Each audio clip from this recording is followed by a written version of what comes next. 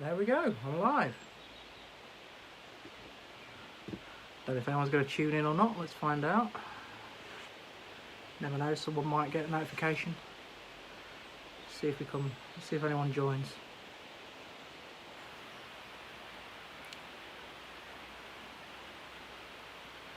Let's see. Nothing so far.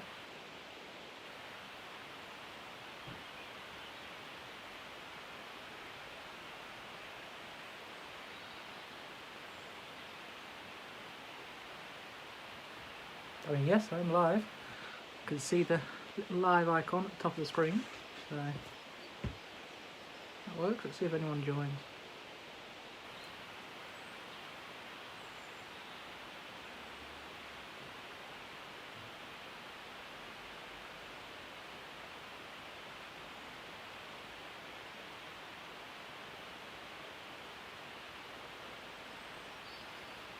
Delightful weather here. Absolutely lovely. Pretty abysmal actually.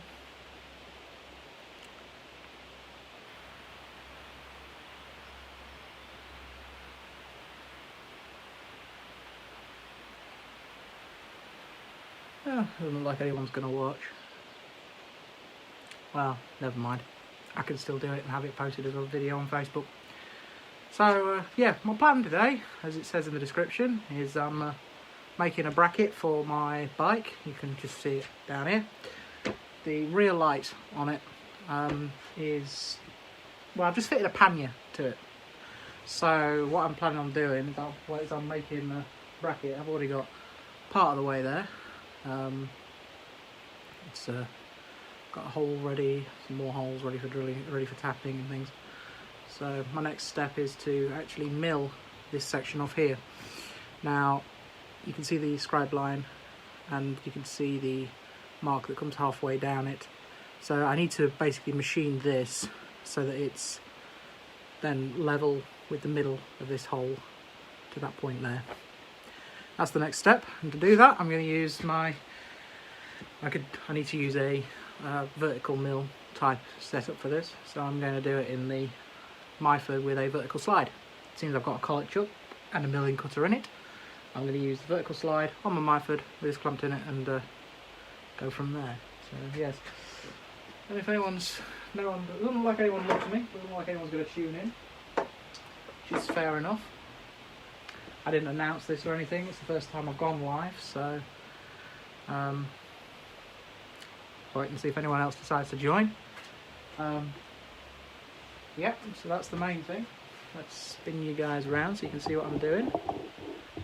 Next step is over in this cabinet. I need to get the milling vise for the vertical slide.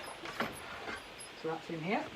So that is this beautiful little piece of kit, this. I apologise if the camera's making you seasick. Sadly it's a microphone stand that I use to hold the camera for all my videos, whether it's live stream like this or whether it's a recording for YouTube, so that's the main thing. Got me my fasteners. That's all I need out of that drawer for now. So let's swing this round and let's angle this down so you can see what I'm doing.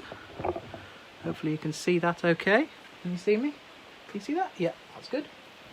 Right, so yeah, I've got the vertical slide set up on here. You can see I've got a cutter in here right now. Actually I think I'm going to take that out purely because I don't want to be doing something slip and destroy the back of my hand on that. So let me grab my stuff to take it out. Yeah, I know it's not the best, but this is just for grabbing onto here to hold that, and then I have a bell end bottle opener from John up at Twisted Engineering, yeah, double boost. So that is this, obviously. Let's get that in there. Oh, I did that up tight, didn't I? There we go. I did that up tight. Bloody hell. Note to self, maybe not quite so tight next time. Yeah, let's just Oh yeah, I definitely did that up tight. Well, that's a good sign, the taper locked.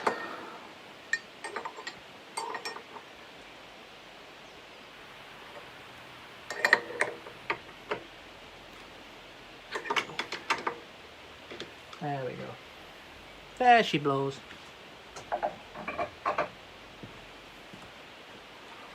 Pull that out. In this case, I'm going to be using this is a 10mm, I think. Give it a 10mm. Put the box over it. Yeah, it's a 10mm.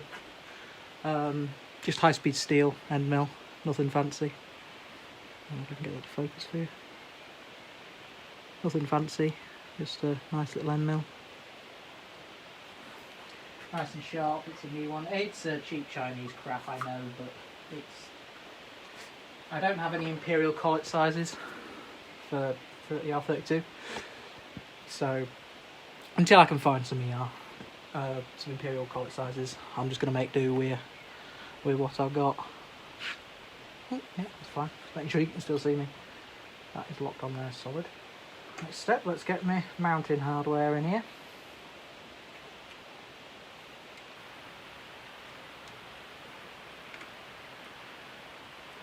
Now, this mounting hardware is unique in that my granddad made it, because on his lathe, which is down the back here on the floor, well, it's not on the floor, it's on a pallet so it doesn't get destroyed and it's covered up.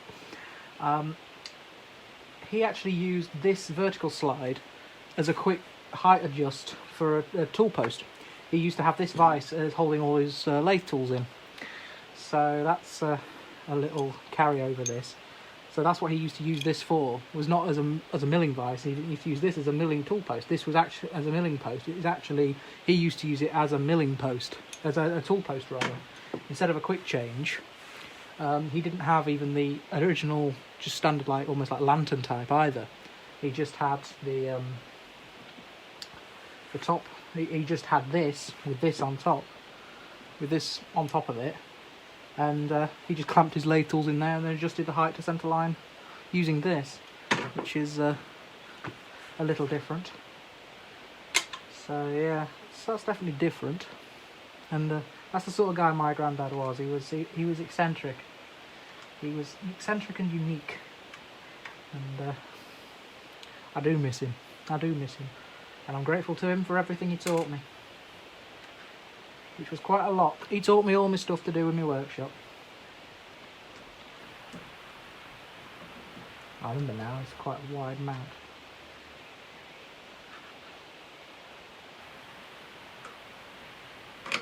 There she goes.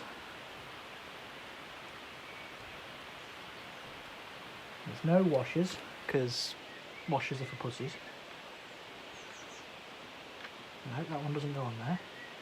Some of these screws go on some don't, because they're all mixed match sizes and things. That one, yeah, that one goes on there, that's fine. Let's try this one on here. Let's try it right around. No. Oh, I got someone watching. Nice, nice. Welcome to the stream. Welcome, welcome. Oh, that one's a bit tight. I can't get that one on. That's fair enough. Now that's annoying. It's always annoying when you drop your nuts into the chip tray. Oh, it's covered in swarf now. Ah, yeah, bugger. Yeah, these are always a pain to remember which nut goes on which bleeding bolt. Ah, that one goes on there nicely. There we go. That one obviously belongs on that one. But yes, welcome to the stream. Welcome to the stream. Right now you're my only viewer, but every viewer is appreciated. So I thank you. I thank you. Let's see. I don't know if you've read the description, but it's do some machine work to make a mount for my bike. It's for the rear brake light. So yeah. Oh, you dang thing! It's bleeding bolt. I swear it's gone a bit death of me. Oh, this thing's fun. Isn't life fun? I apologise if my head's in the way, which it is. God. Terrible camera work of me. Shame on me. It's a case of getting this damn thing started. There we go. And then, there we go. That's the simplest way of doing it. Take it back out because there's enough space to slide it outside. And I can get that on. Centralise that on there. Like that. Let me grab my spanner, the old trusty adjustable. This was also given to me by my granddad. It's a nice old one, that. Beautiful piece of kit, I think. Oh, there's another person watching. Welcome to the stream. Stream. Jeez, can't talk today. Thank you for tuning in. Pleasure to have you. This is my first live stream from the garage, so hopefully some people appreciate it, I hope. Oh, back down to 1. Never mind. Even thanks for stopping around just for a little bit. It's always nice to have somebody. Always nice to have some company. Especially at the moment in this time of COVID restrictions.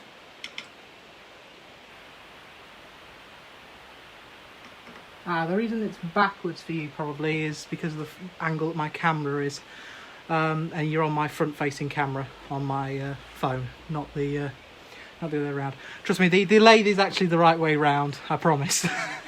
It's this case. I think it's an optical illusion, but that's hilarious. That's hilarious. That's so funny. I promise you though, everything is being tightened correctly and is the correct way round. Oh, that's going to confuse so many people, isn't it? But I think I'm going to leave it just to annoy people, because why not? That'll be fun. Annoying people is fun. As long as you don't offend them, annoying them is fun. Being a troll, I believe it's called. I like to be a troll. I remember now how annoying these were to get on and off on my granddad's machine.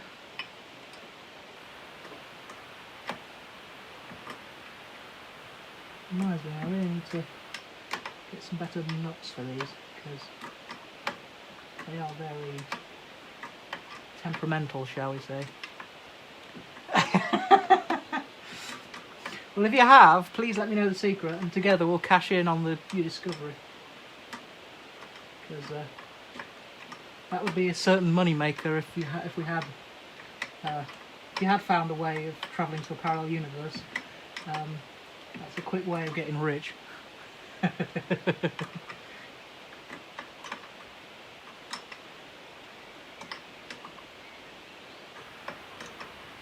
Blimey, this one is tight. Jeepers creepers, get in there. Come on. Come on. Tighten up. There we go. Just about. And there we go. Let's tighten up my mounting bolts on the back, make sure they're nice and tight. Don't want this going nowhere. Yeah, that's nice and rock solid. That's not going nowhere. Double negative, that'll annoy so many people. Although right now, you are still my only viewer, but once again, as I said before, I appreciate you, every single one of you. Thank you for coming. It's more personal this way, isn't it? You've got your own personal live stream. It's quite nice, that, isn't it? So, I have this in now. Oh, that was done up tight. A bit idiotic. Let's open up my vice. Put my arm out your way so you can actually see what the hell I'm doing. I don't think I don't do any videos at all at this rate.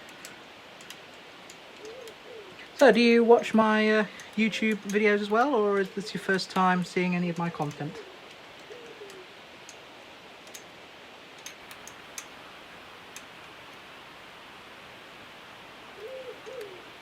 Right-handed lathes, I like that. I just saw that comment. That's funny. Oh, I love that.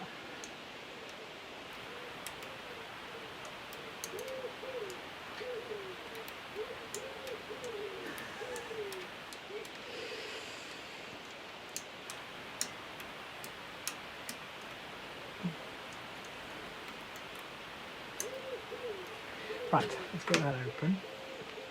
Make sure my jaws are clean as well. Yep, they're nice and clean, that. So yeah, what you missed at the beginning is this is how far I've got with the actual piece of kit so far. Oh, thank you very much. I just saw your comment. Ah, nice. Nice. Thanks. Thank you very much. Your interaction is appreciated. Very appreciated. Anyway, as I was saying, this is what I'm working on. I've already made some progress on it, ready for clamping. This here is going to be the actual clamp hole that goes either side of the pannier rack on the back of my bike, which is the whole reason I'm making this, because I've lost the mounting position for my rear bike lights. At the moment, it's held on with zip ties. Not the best solution when you need to charge it, because you need to remove the zip tie every time, which means it gets quite expensive in zip ties. And when I've got chunks of aluminium and a machine shop lying around, what the hell, may as well make something out of it. So what I need to do is, I don't know if you can see, but there is a scribe line there. Oh, that's fair enough. That's fair enough. Well, I appreciate however long you do stop in. Like I said, you know, every single viewer and everybody who shares in this journey, I appreciate immensely. So thank you very much for watching. But yeah, as I say, I need to mill this top section off to make it basically half a circle down to this line here. Mill that down with a chunk up back to here, and then that will have a drilled and tapped hole on it that the clamp of the actual mounting point of the original mounting point of the light will bolt down through into. This will be split down here in half to clamp then with these two holes either side of the pannier to make it a nice little clamp-on bracket. And I made it out of aluminium, so it's not too heavy. I mean, if I wanted to make it really light, I've got some titanium, but I don't really have very many carbide cutters for doing that with, so at least not for doing milling with. Oh, a new viewer. Welcome to the stream, new guy or girl, or any other gender in between. Welcome, welcome. Yeah, so next step is to get this in here and get it ready for milling. So, God, that does need to open a bit more, doesn't it? I don't even know if it'll fit. That's hilarious. I might have to think of a different way of mounting this. Should be fun. Let's see if I open this up to its max, will it fit? Nope. That's hilarious. So I'm going to have to clamp it this road on and mill off the top that way on, which is fine. It'll still give me a nice square shoulder. It's just a little frustrating. But on the other hand, it does mean I can register it in the bottom. The bottom's square, which it should be. There's some dings and bits in the bottom over there, but it's close enough. It's not like I'm making a part for NASA. I'm not making a part for NASA, so it will do. It will do. So yeah, let's get that in there. Next step is to get that level. And I'm going to do it by eye, because eye is going to be good enough for this. Let's get that as close as I can get it, which is going to be about there. And let's bring this down. Silly of me, wind it all the way out, and then I couldn't even keep it like that. That's typical of me, that. Always overdo something to start with. Let's just lightly tighten that for the moment until I can get down here and check. So that's nearly level. Back it off slightly. Make sure that's pressed against the back. That's pretty level. At the end of the day, if it's not quite level, I can always come in with a file or whatever and level it out afterwards with a to get it in position. So that's welcome to the stream. Welcome to the stream. Stream. Jeez, I don't know why I keep saying screen. Blimey. Can't talk today, obviously, apparently. But there we go. That's got that nicely mounted in there. That fell down there. Let's give that a nice little nip up. I don't want it going nowhere. There we go. That is rock solidly mounted in there now. Beautiful. Absolutely beautiful. Alright, first things first, I'm going to tighten that back up. Now, before anybody starts going off, yes, I know you can't see it, but over here, I have the gear train cover open. Yes, I know, that's bad. That's really bad. However, I can't close it with this sticking out, and this is the drawbar for my collet chuck. So that's going to have to stay like that.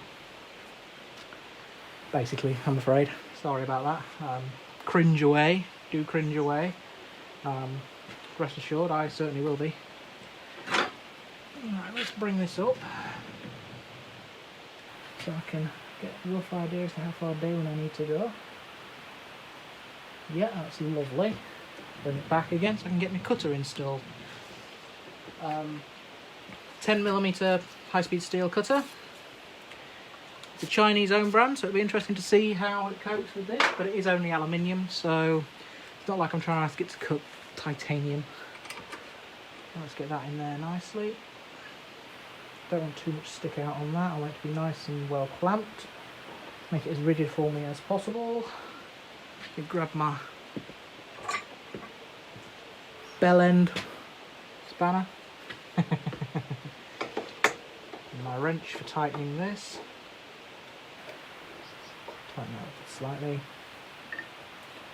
And let's just tighten this up.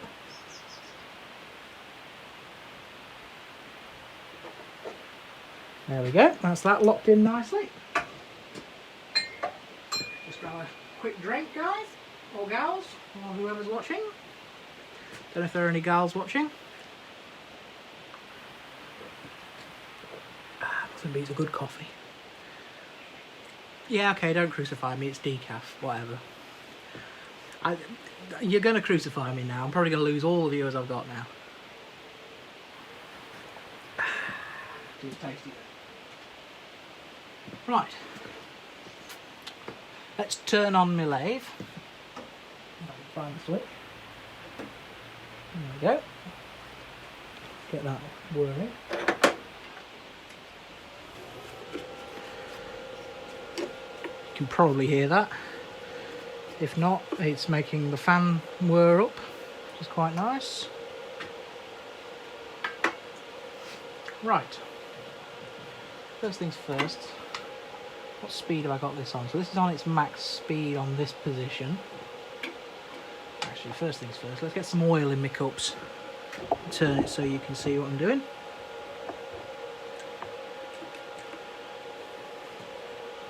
Probably blocking your way entirely there, I apologise. Putting some oil in the oil cups on the lathe shaft. And then for the main front bearing. Fill that up. Fills up nicely. I'll just grab some my pump bottle of oil and just pump up this.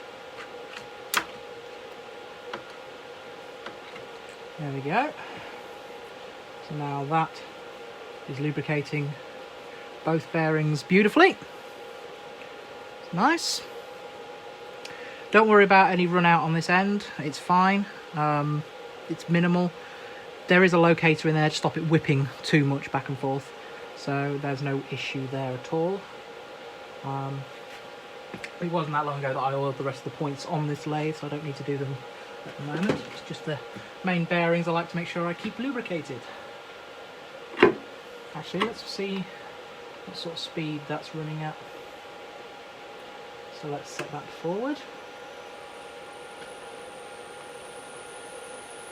Yep, that's running up nicely. Probably hear that starting to whir up. Swing you back round to there. In fact, let me bring the camera a little closer for you, so you can hopefully see a bit better what's going on. Angle that down a bit more for you. There you go. Stop that wobbling a bit. So there we go. Yep, that's all in frame now.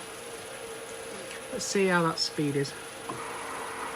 Yep, it's quite a good speed, and that's running nice and true, so that's good. I'm surprised. It's just a cheap it was RDG through eBay that I bought this collet set from. It was you know, cheap and cheerful. I think it was like 30 quid for the whole set. It's like, I was always a bit suspicious, but you know. Right, this thing is spinning towards me for cutting. So if I want this to cut conventionally, which is what I do want it to do because of the forces involved, it's spinning, so I want it to come in, push it in, the carriage in this way. So I need to wind this back out.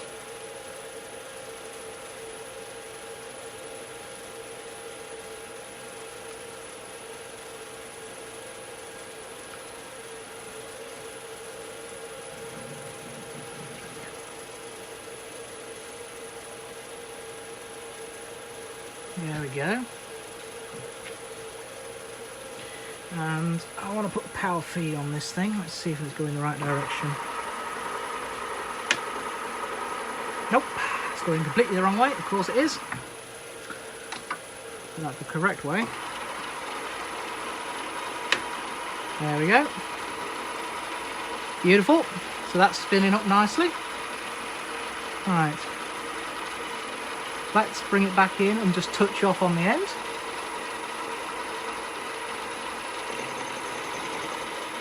Very nice. I'm going to bring this down a bit.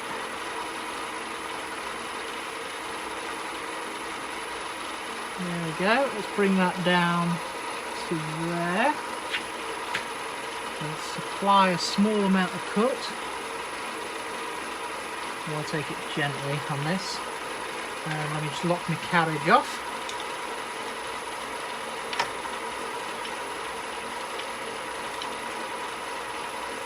There we go. Oh, someone else is joining. Nice to see you. Just about in time for the action. Let's see how this copes. Give it a nice power feed.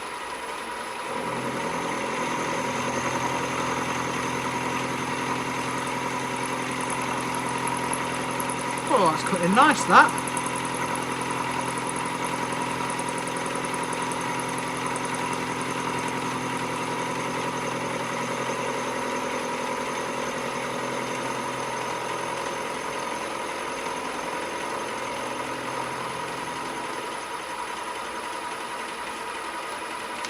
Lovely. Bring that back across. As I said, I want to be conventional milling. And then I'm going to wind this up. Ready to take the next pass. It's going to be right there. And engage the feed.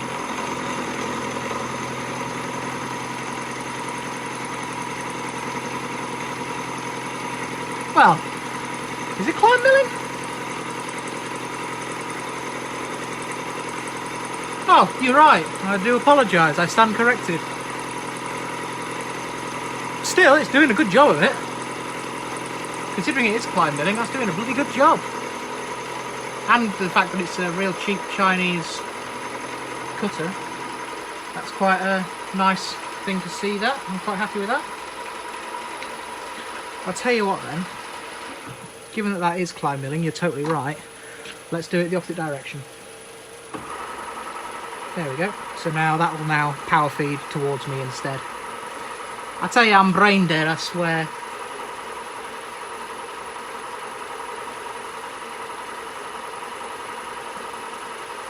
Let's get that up to there, which is where it wants to be.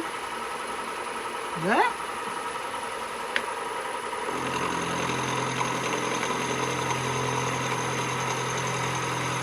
Go.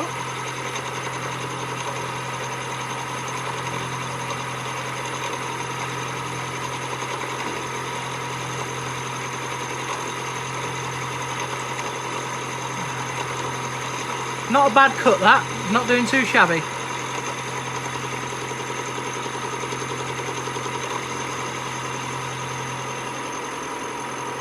I appreciate your help on this subject. It's my first time using my lathe as a mill, so I do appreciate all your help on this. So let's bring that back down.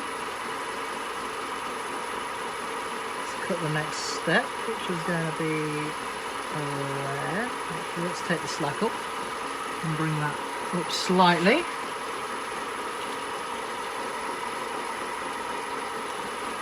There we go. Bring that back across. Ready for taking the next cut. And I'll loosen off my carriage. Let's bring that in for a bit deeper cut.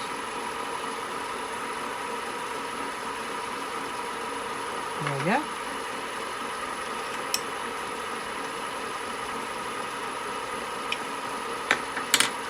Let's give this a little shot, shall we?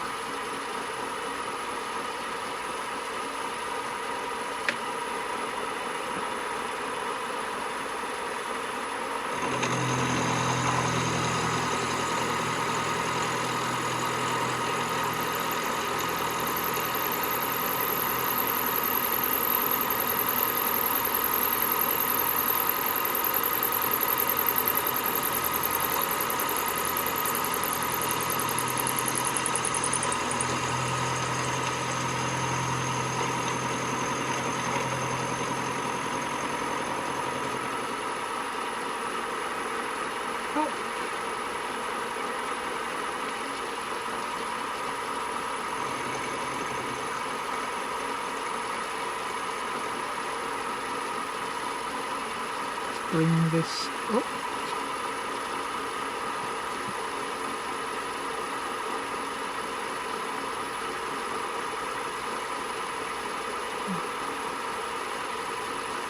There we go.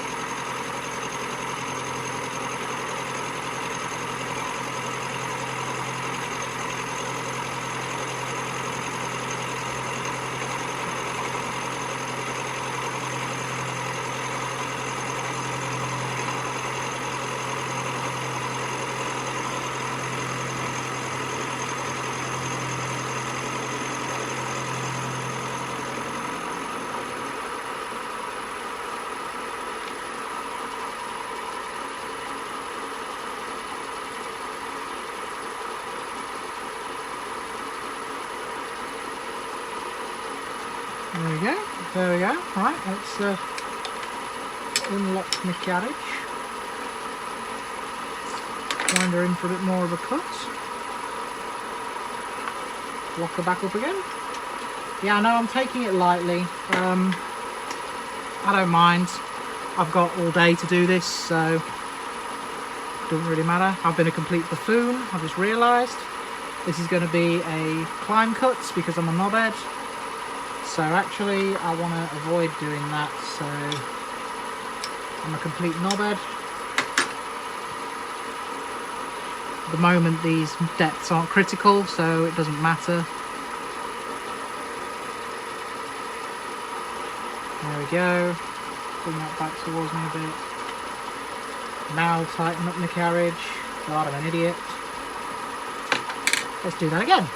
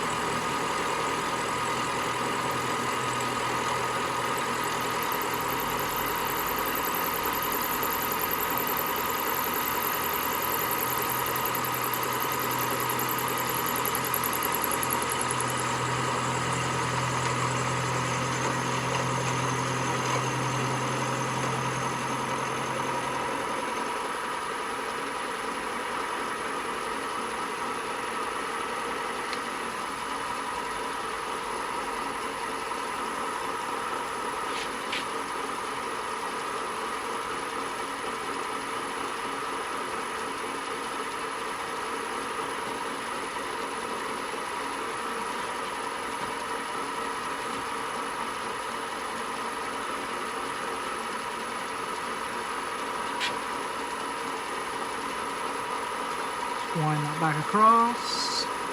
Keep forgetting to do that because I'm a knobhead. I swear I'm not on crack. Honest.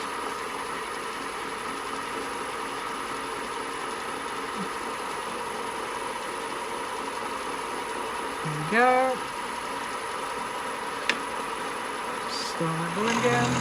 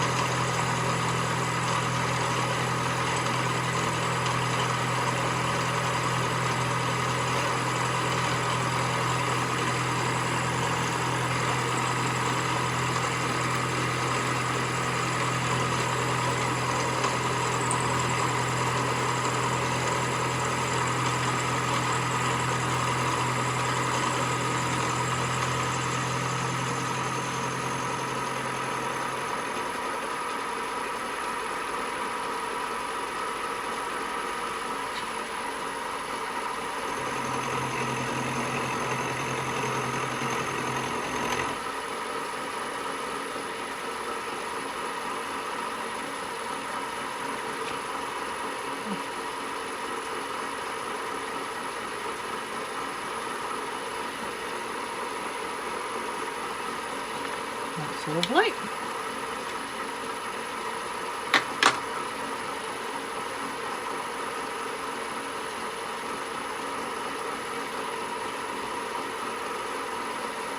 There we go, lock that down. Lock that carriage down. Power on out.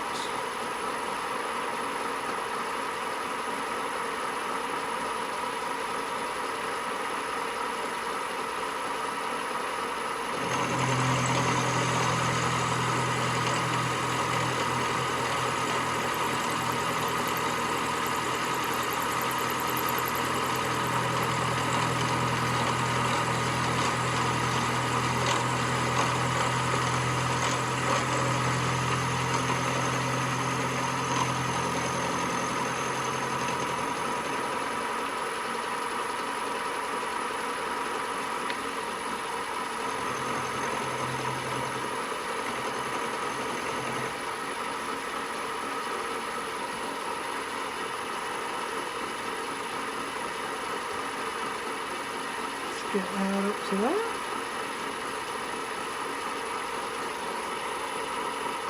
Lovely.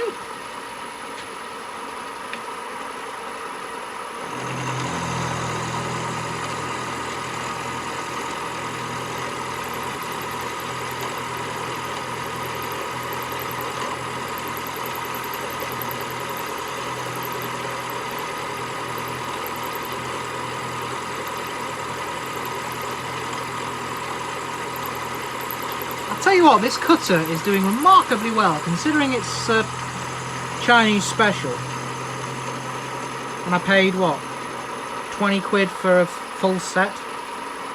I'm rather pleased. I'm surprised. I mean, yeah, sure, it's only aluminium, but hell, it's cutting it and it's leaving quite a nice finish. I mean, it's a little bit raggedy, but you always get that with most cuts, especially in aluminium. Very nice. I'm not complaining.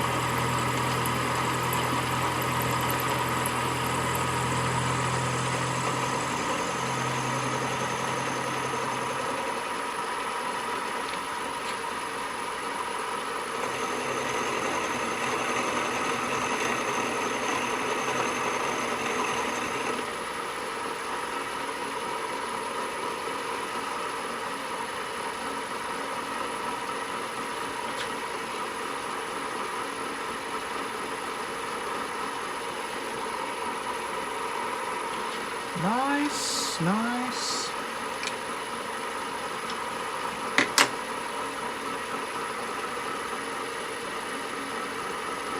There we go. Lock that back down. Take another pass.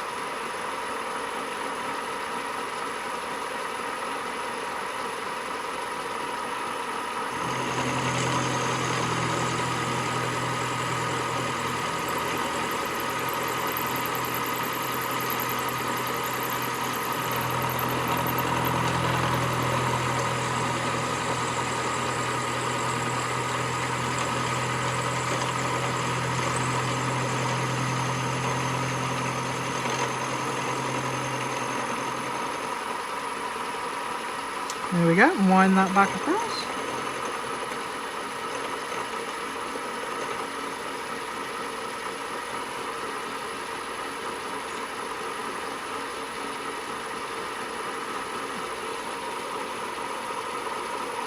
There we go, over and back across again.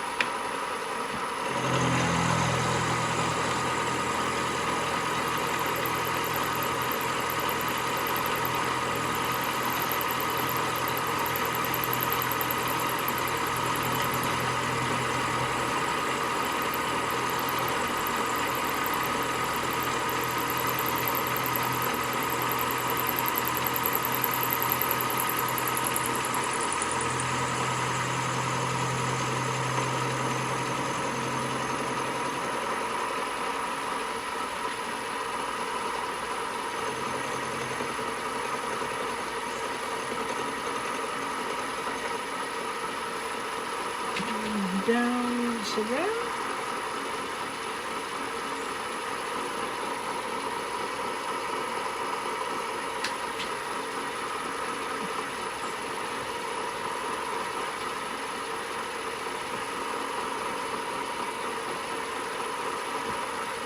And away we go.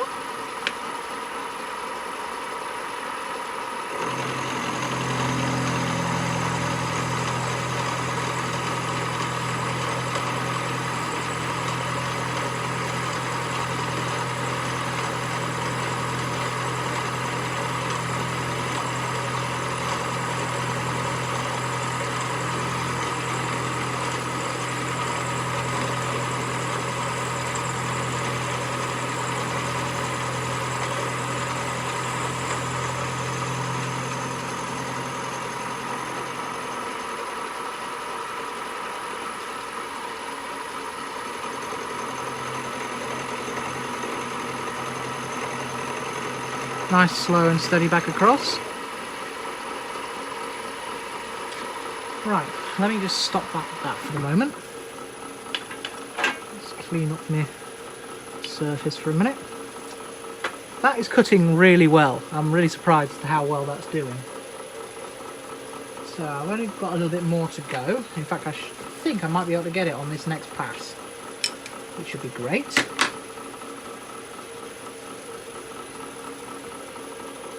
Actually, if I wind that down, and wind this back up,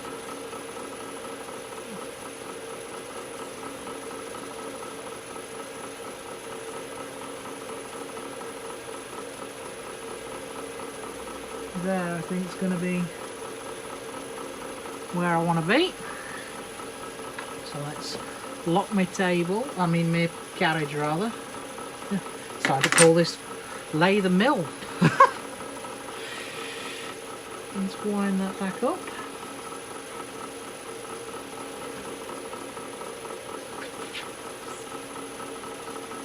That's a bit much. There we go. Start that going again.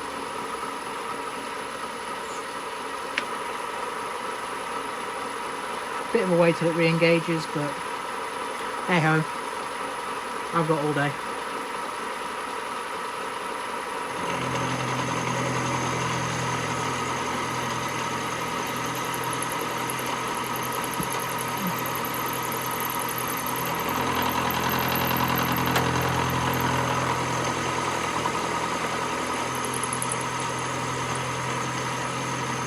The noise you get about halfway through is because there's a hole that runs right through it. So it starts to have an interrupted cut as it goes through the hole.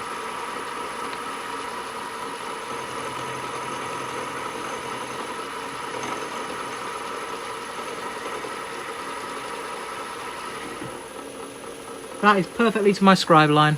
That's wonderful. Oh, welcome to the stream, new person. So that is now perfectly to my scribe line that I've made on. So now it's a case of bring this up to the right point. Let's put that up there. Lovely. Let's feed it back across again.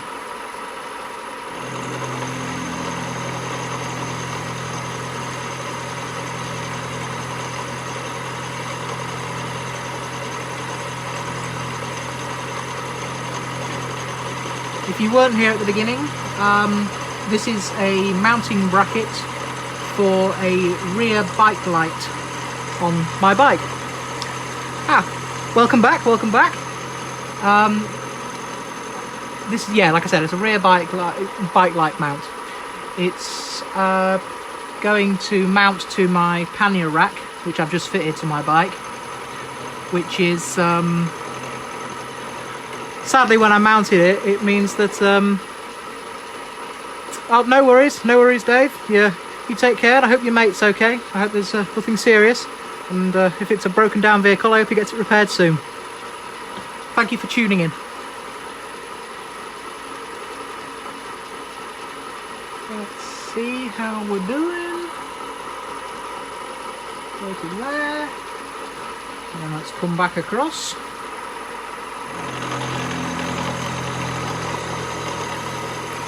There we go, brush that off a bit.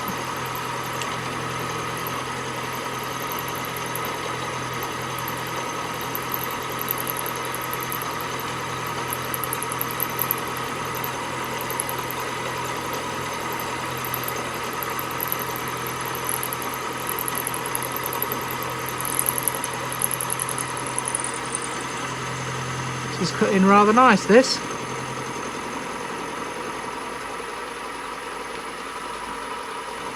Bring that back across. Lovely. Now I'm just going to take it down by, let's say, well, there's 5, let's say 10 thou, to do a clean-up cut across the whole face.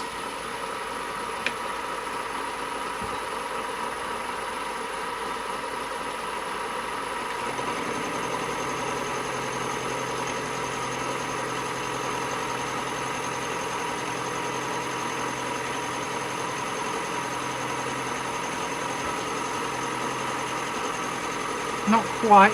Need to go down a little bit more again.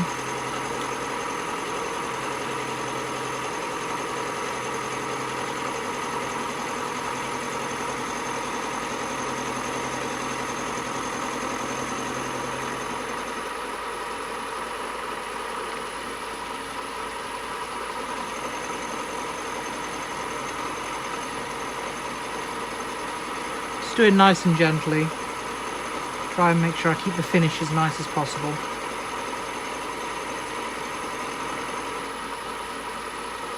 I'm going to take it up another 5 thou. See if that cleans it up.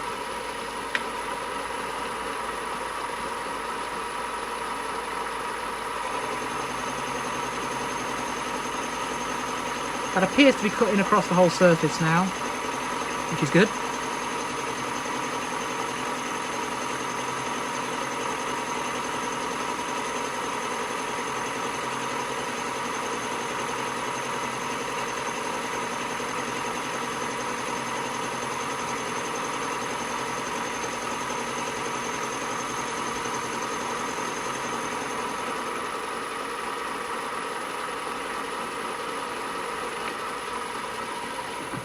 Let's see how that did. Let me brush that off a bit.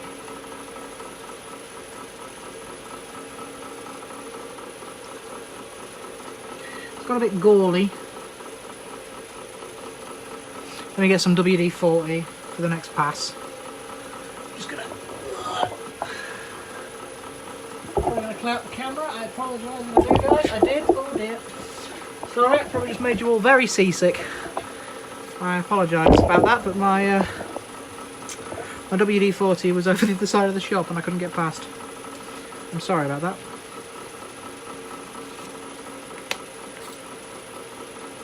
Let's get some lubrication on there. Then let's wind this back in nice and gently.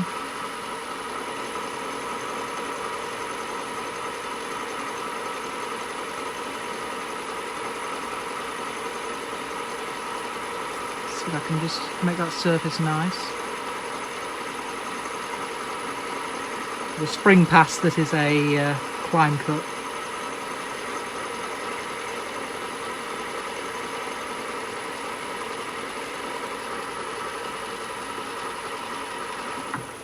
See how that fared. Well, that definitely cleaned that up nicely. That's beautiful. That made a lovely finish on there. Oh, that is silky smooth. Oh, that is silky. Oh, that was tasty, that. I'm happy with that. Oh, that's beautiful. Absolutely beautiful. Right, that is the milling done on this now. That's wonderful. I'm really chuffed with how this little Chinese collet chuck held up. Cutter wasn't bad either. I have noticed it's got a slight irregular grind, so there's a little dish at the front where it's actually created a valley into it. So you've got the flat face here, comes up flat and then it goes down up to it. So if anything, it's relieved the stress riser that was there for me, which is different. But yeah, I mean, I have got other cutters like made by Dormer and people like that, but the problem is they're all ones that I bought second hand, and therefore they are Imperial, and I haven't got any Imperial collets, so it would make it work holding, I mean cutter holding, a little challenging. So let's turn the lathe off. I don't need that on now. Right, let's loosen that off. How's the face on that as well? Oh, the face is cut beautifully as well. That is okay. Yeah, that's. I'm proud of that cutter. All things considered, I'm proud of that cutter. Let's wind that back out of the way.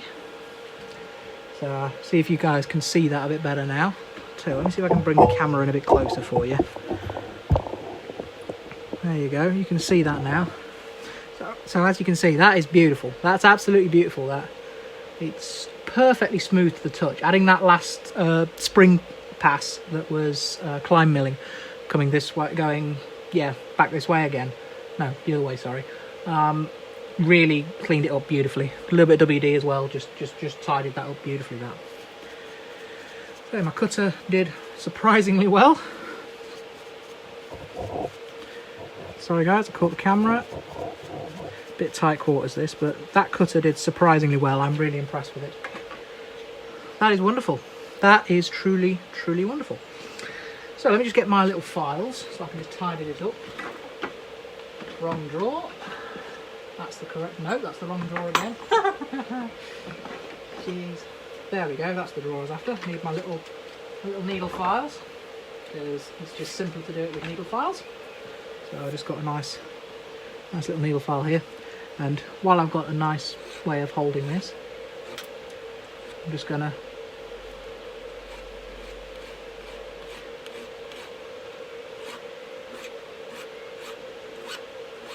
tidy this up a bit.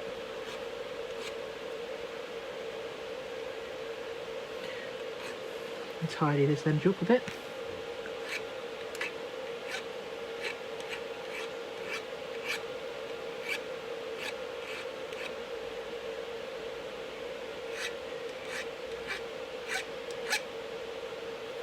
Yeah, let's tidy that up, and then finally the back edge.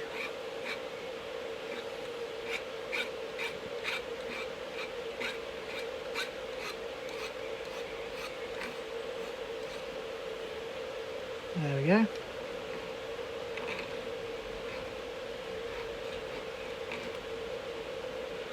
This bit's a bit tricky, getting into deburr this radius.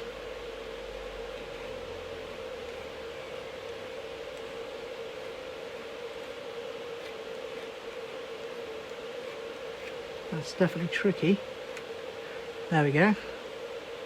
That has successfully, oh, just about, there's a little bit there. Yep, that has successfully cleaned up that bit as well. So that is wonderful, truly wonderful. Very nice, very nice. Right, I can turn the lathe off now, if I can get in to do it. There we go. Don't need that one at the moment. Just going to move the camera back again, guys, so I can get to take the bit out, because I don't want to be clouting myself on my bit, on my milling cutter, because that would rip my hands to shreds, as most people are aware. Righty tighty, lefty loosey. Yeah, I did that up tight again. And let's bring that back in. There we go. Lovely.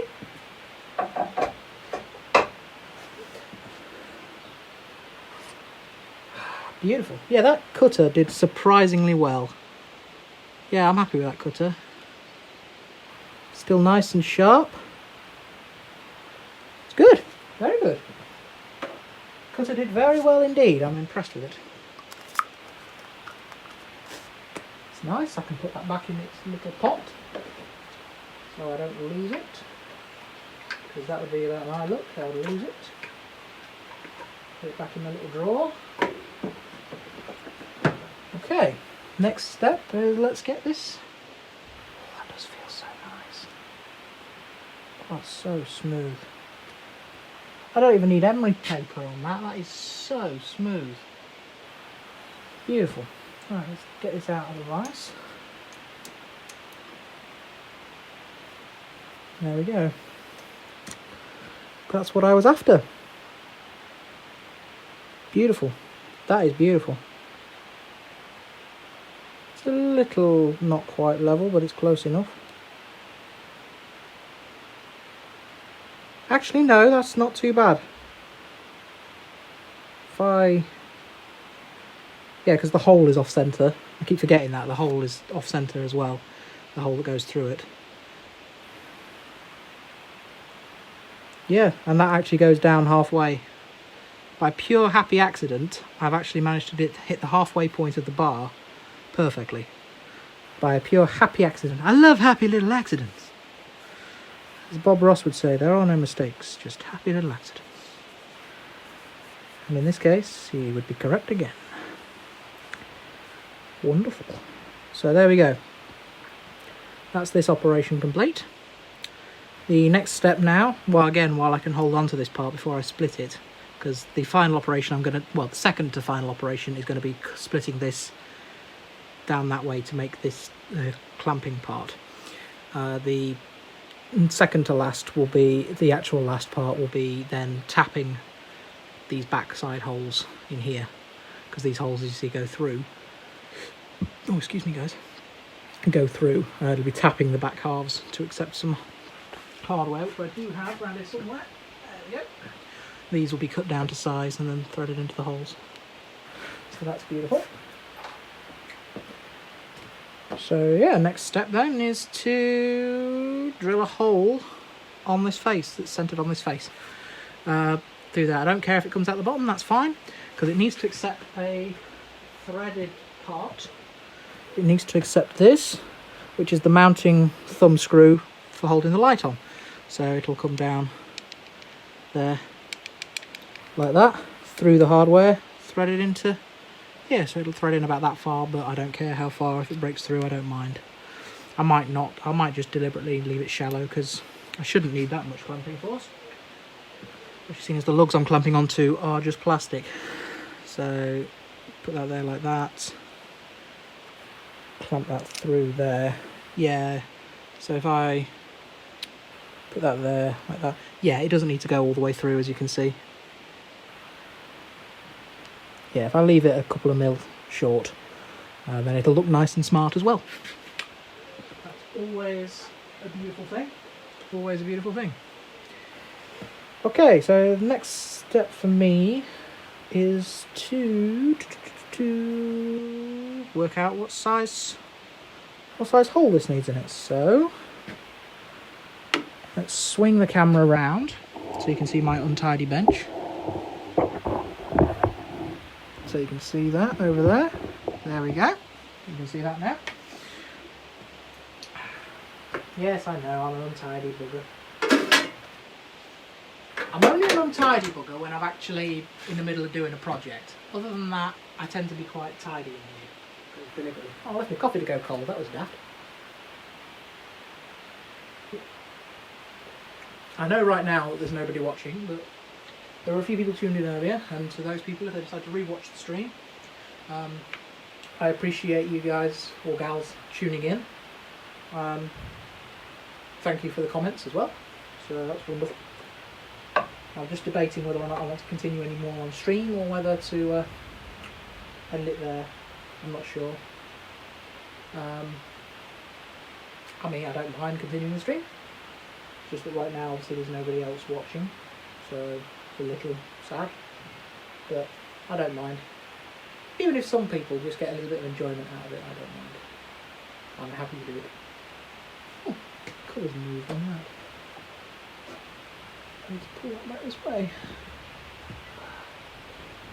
Yeah, that's better. It's my Myford ML10 under there. I will admit I don't use it very much now because I've got the Super 7.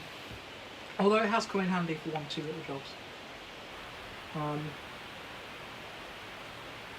I'm thinking of maybe modifying it a bit, making a new lead screw for it, because the ML10, its lead screw is so worn it looks like a standard lead thread. Yeah, it's pretty buggered, so I'll either see how much it would cost to get one made, or see if I can make one, if I've got a long enough bed to make one myself, but I don't think the bed is long enough on my Super 7. Going by the length, no, I don't think it is, so it looks like I'd have to have one made for me, which sucks, but it might be worth it, it might not, I'm not sure.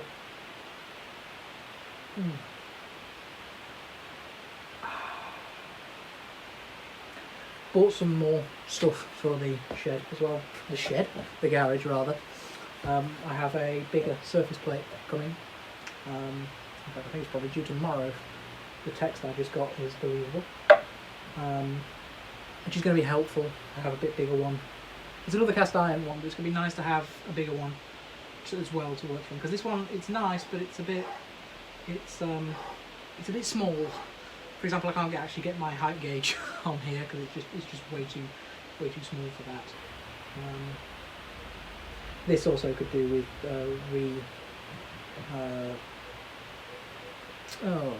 what's the word? You could do with a regrind, and then a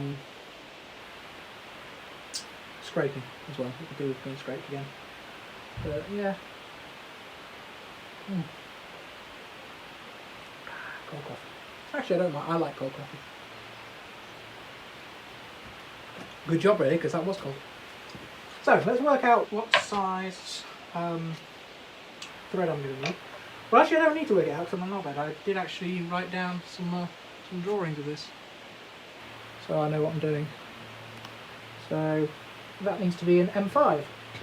In which case, I'm going to put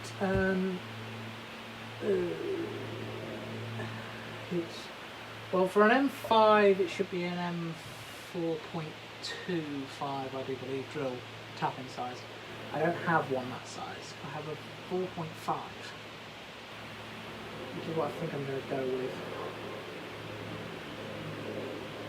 Yeah, I think a 4.5 would do.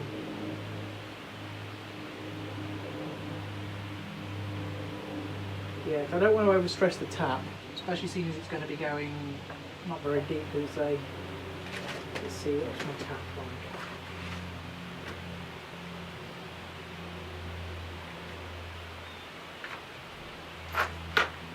Let's see if I can get the bleeding thing out. Oh yeah.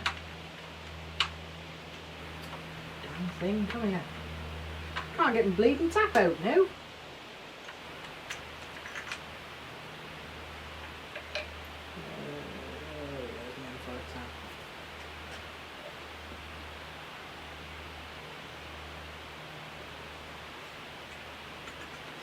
So my thinking, obviously I'm going to be putting that in there. Let me just do a quick measurement. Yeah, I know this isn't quite accurate. It's not very accurate, this, because, well, I'm trying to measure something that's very hard to measure. Yeah, that's basically the root of the thread there. I mean, it's a little bit over, but yeah, that's 4, so 4.5 is there. Oh, excuse me, guys. Or gals. Oh, that was some bad wind, that, wasn't it? Oh, excuse me again. Blimey. I think I'm going to go for a 4. A 4 now. That will do quite nicely. So let's mark up where I'm going to put this.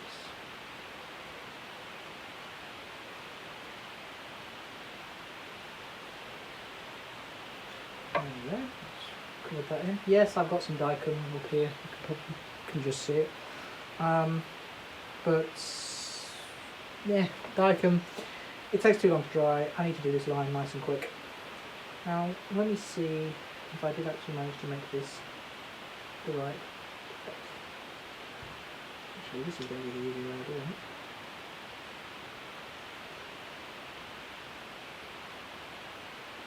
And that is 16. I did actually make this the right depth.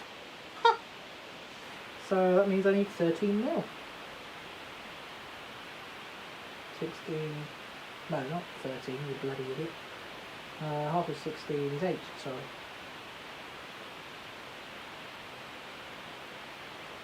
Which is right there.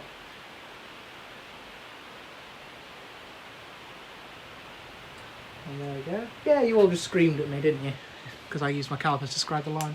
Well, these are not my precise ones. I have a special pair of precise ones that I keep. Oh! Welcome to the stream. Welcome to the stream. Nice to see you. Always nice to have people. Thanks for tuning in. If you haven't read the description, this is making a mounting for a rear bike light on my push bike. Because I've just fitted a pannier rack to it, and therefore I lost the proper mount for the bike light. So I'm making a little clamp that will fit on the back of my pannier. You've just missed the milling section, I'm afraid. Sorry about that. But yeah, then that'll so the actual light will mount on top of this bit here, like that. So there we go. So I just marked up this. That is now the correct thing. I now need to get the position in the middle that way. So let's just measure that up.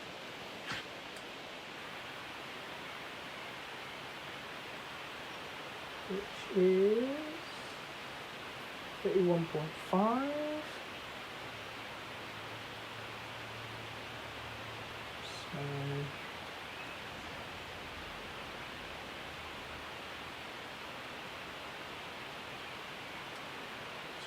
Off. 16.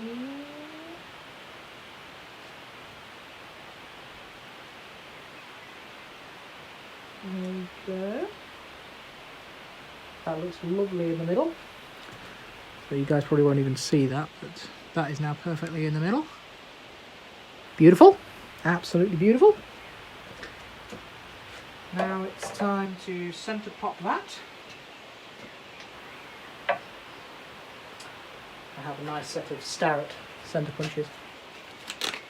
I love this set. Choose a number B. Sure, I could do with another vice for holding stuff here, but oh, actually, would it fit in that vice? Probably not. Let's see, I doubt it, but I have a little miniature Vertex vice. Look at that, isn't that cute? So cute. I don't think it'll open up fine.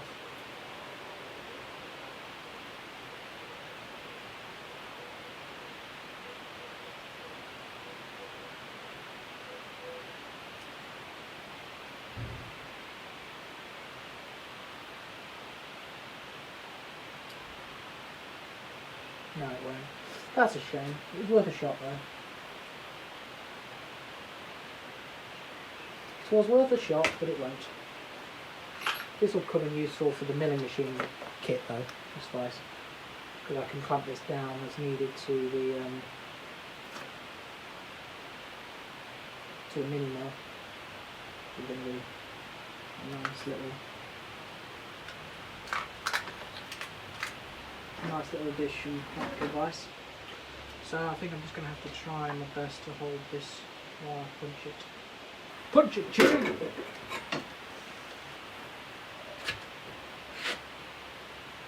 Apologise, but you won't be able to see this very well.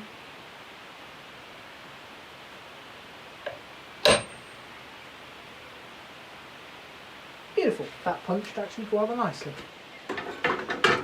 Yeah, I didn't do too bad there. Punched well. Well, I suppose that's what I get for having a nice set of punches as well. Always nice. It always helps. So there we go. A nice little pop mark on there now. Like that. There you go. Now I just need to put that in my pillar drill and drill that up. So let's spin the camera. Make you all seasick. Can move the camera back before I get past. So I don't clout it and send you all flying. Let's lift that up. So there's my pillar drill. That's where I'm going to be working. Let's bring this over. Actually, I'll need my parallels for this as well.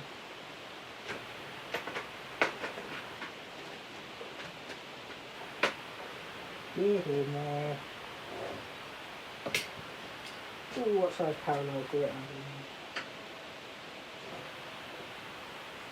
Ooh, I'll do these ones. Let's come over to my drill. You probably won't be able to see too much of this because of the awkward position of everything. Just turn that out of the way. And then let's open this up. Get the parallels in. Basically, this device needs cleaning out. There we go.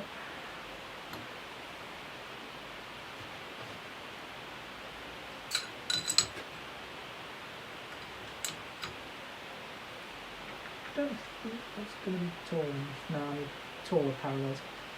Let's just go and grab the taller parallels.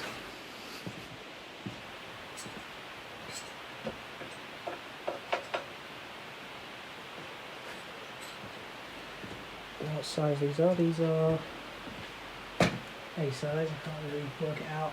They're not best labelled parallels in the universe.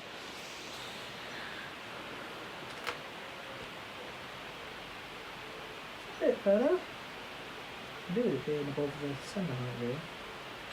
So let's see. I'm going to need my biggest parallels actually. That's a bit of a lull. Don't normally use these. I think the last time I used these biggest parallels of mine was when I modified, was for modifying the compound slide on my NL10. That's more like it, and yes, it is going to be those.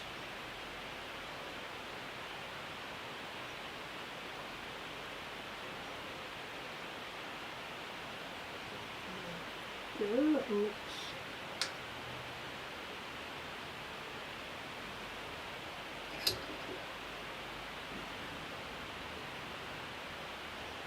That looks good to me.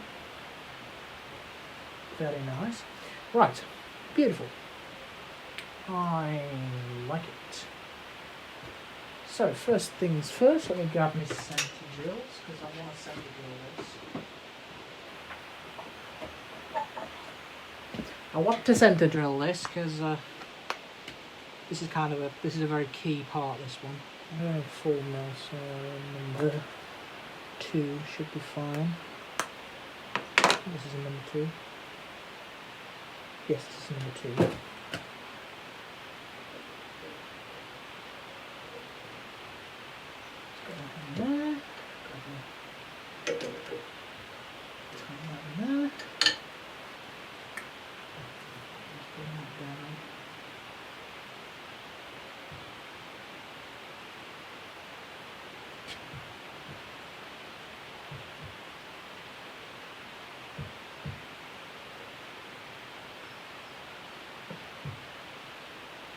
That's perfectly on centre there.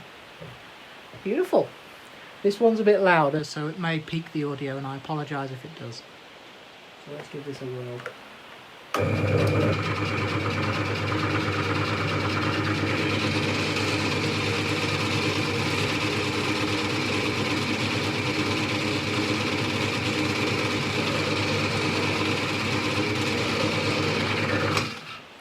we go. I apologise if that peaked out the audio a bit there, guys. Sorry about that. Sadly, there's not a lot I can do. Okay, that's that one. Nice little centre drill. That doesn't sound very good. Oh, well, it's something catchy inside. I'll have to take a look at that later. I do love these Dormus centre drills though. These are something special, these are. Love them. If you want to get them, that's the code for them, guys. Or gals. There you go. Right, drill bits. Number 4. Number 15. There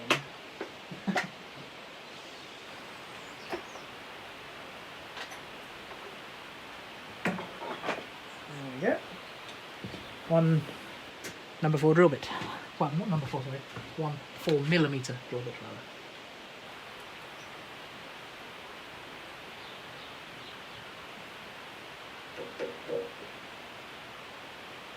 There we go.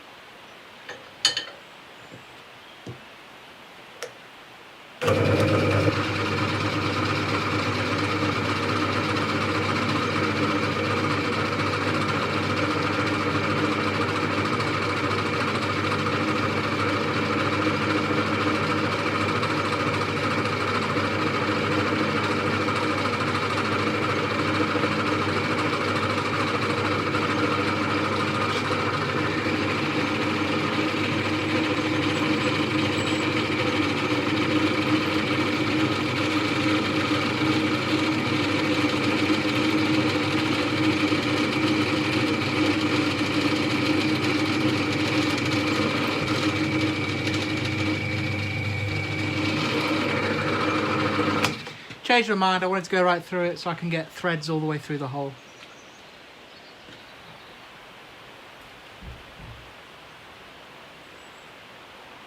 That is beautiful. That drilled rather nice, that.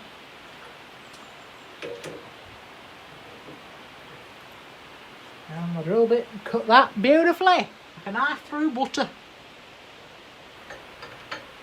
Nice little drill that. Although for its price, it bloody wants to be. It's an SIP, I don't know if you can see the label in it. It wasn't cheap.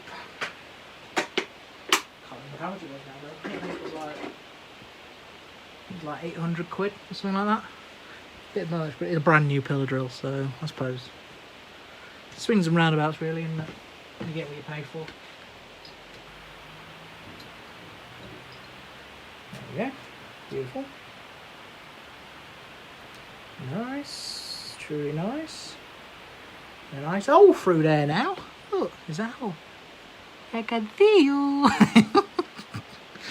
How old am I? 3? Swear. Nice, just swing you back on round. Make you all seasick again. Whee! There we go. Tidy up these holes.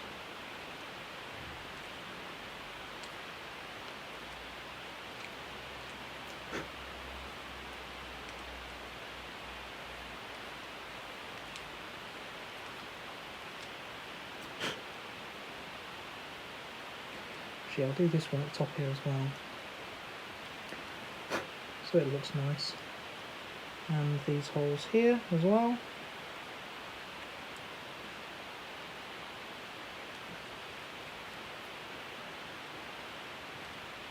Give it a nice little tidy.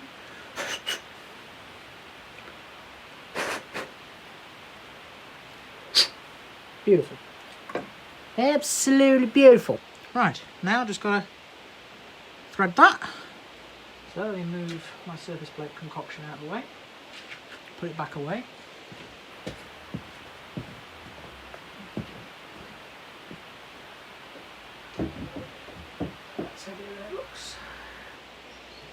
that one. I think that one's the new one's going in now.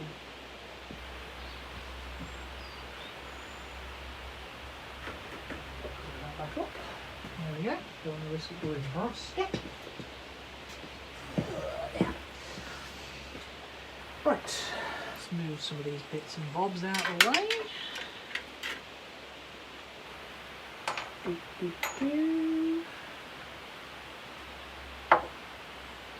Grab my parallels as well. Flash this. Because it's a very moist day today here in good old England land. First lot of rain we've had in a long time. So it's quite a moist day really. Okay, take this out. And back up, out the way.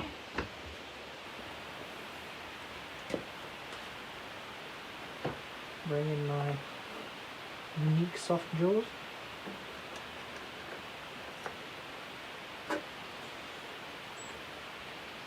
Yes, before you all start going off, I'm weird, I have wood for my soft jaws. Don't kill me.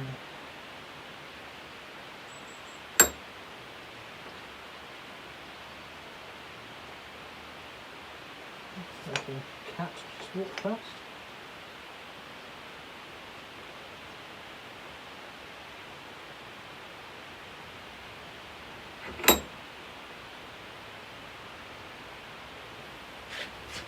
As level as I can in the rise to make it easy to track them. There we go, lock that down, so that's not going anywhere. Grab my tap, I just put down and can't find. I'd lose my head if it wasn't attached.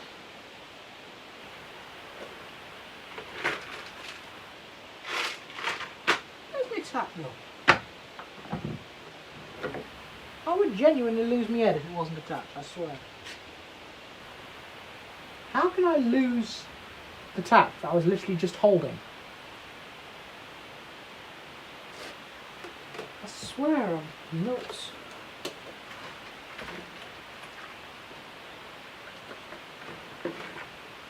Wait, I didn't drop it in here, did I? That would be dumb. Yes, I did. Lol. I left it in my parallels box. That was daft. Okay. That one is too big.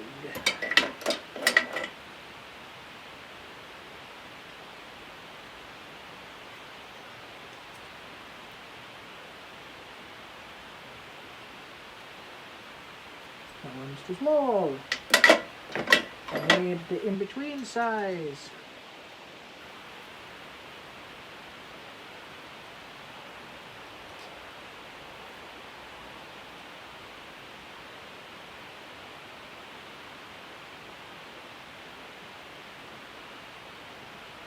There we go.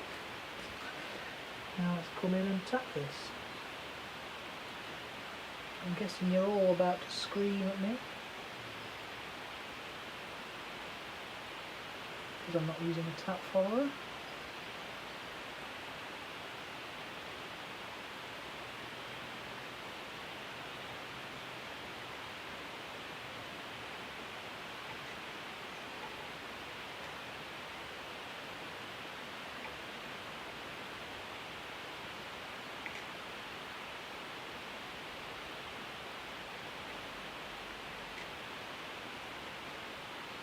I'm just going to put a bit of lubrication on that.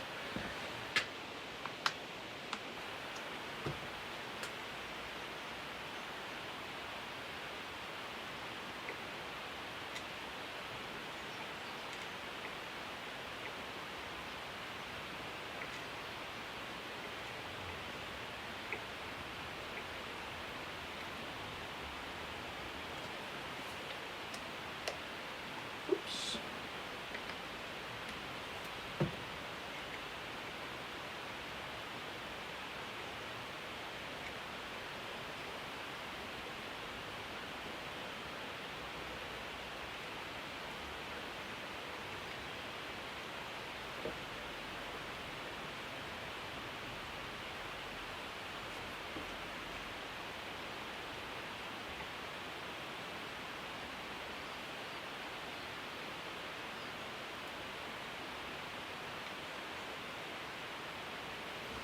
Now I know a lot of you are probably going to be thinking,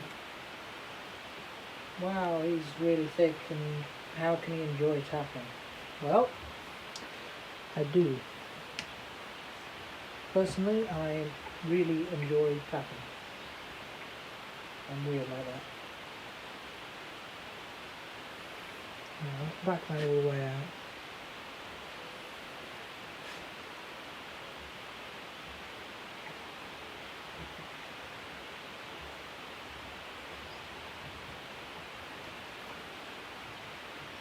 Do that out.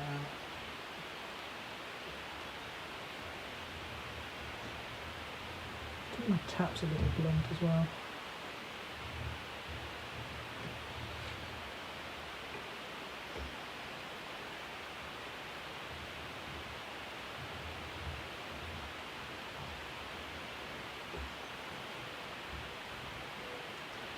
Let's get that out. Yeah, my tap is completely compacted with chips, as I expected it to.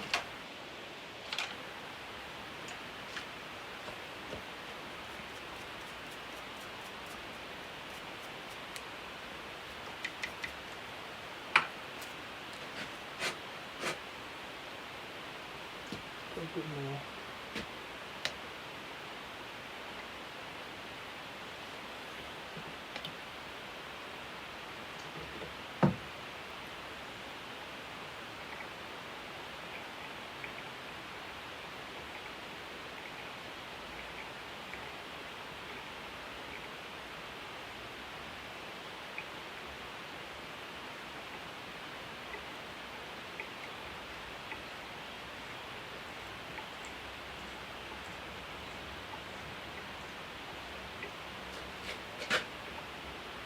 There she goes.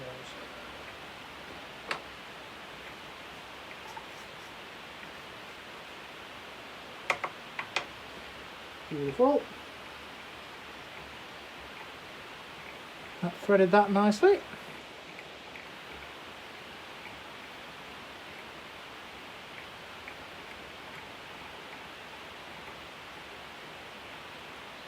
Tell you, the weather doesn't know what it's doing today in the UK.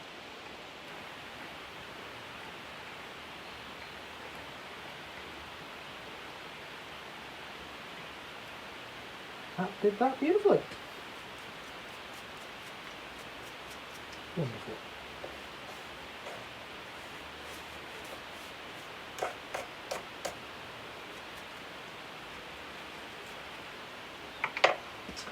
Wunderbar.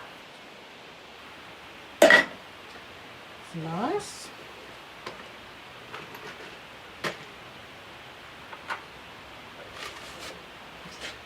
Cover back on the tapping dies so I don't just knock them in the floor and sending them everywhere, because that would suck with a capital suck. So nicely threaded hole in there. Where's my puffer? I've lost my puffer. Oh, it's out the back here. Oh. So yeah, everything's always in the way in this workshop.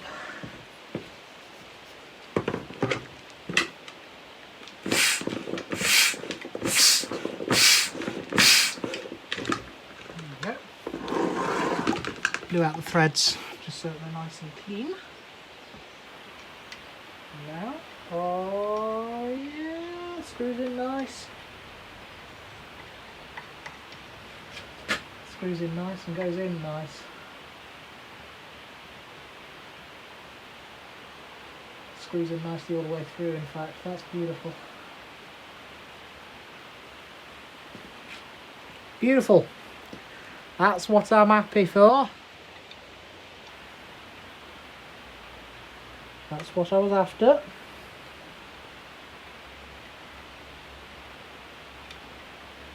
That is exactly what I was after. Wonderful. That's wonderful, that. Let's get this out of here. Let's clean it up. Get rid of all the excess WD-40 that's on it.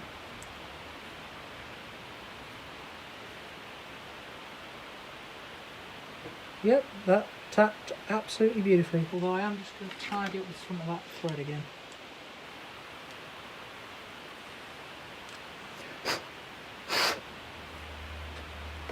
I'll just put the screw back through it just to make sure I don't collapse the thread. There we go. Rather splendid, that. Rather spiffing, I do say. Final step now is to slice that. Right. To slice that, I'm going to make use of a tool that nobody has seen on the video or any of my content yet, because it's a brand new to me, well, new to me tool. I want to thank Crack Spanner. I don't know if he'll watch this live stream after the fact, but I was able to buy a nice bit of kit right here. This rather nice benchtop bandsaw. And it is a nice bit of kit, this. I'm certainly happy with it. It works incredibly well. It cut this bar, for one, out of the raw stock. Where is the raw stock? I can't remember. Oh, it's over there. It did the raw stock cut. In fact, let me show you.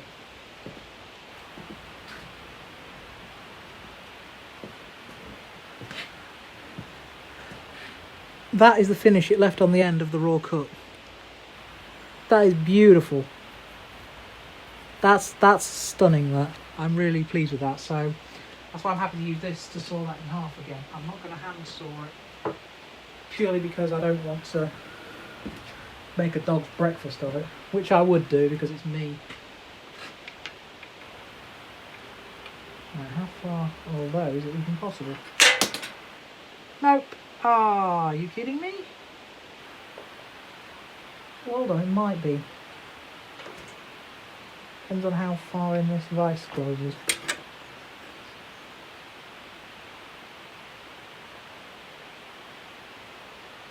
I need something in the back here to support it. Something a little bit thinner than that, which would be...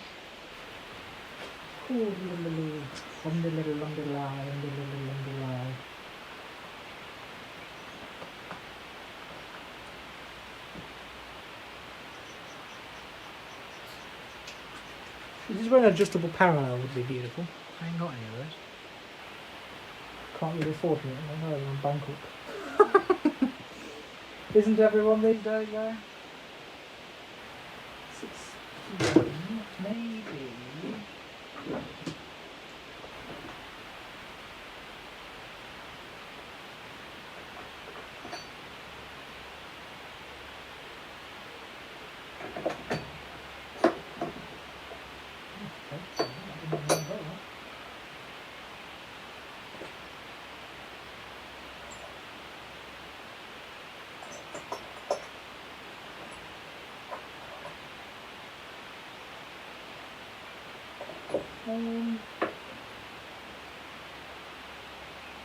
Okay.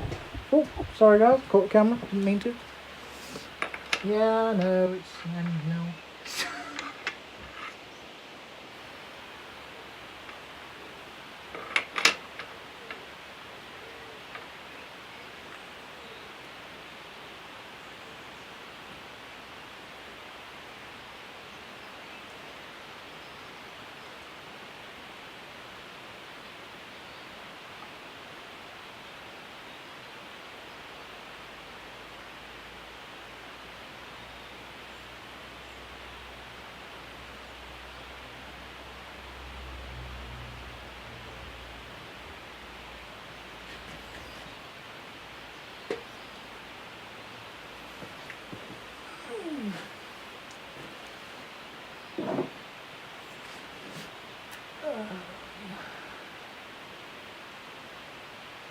Need to find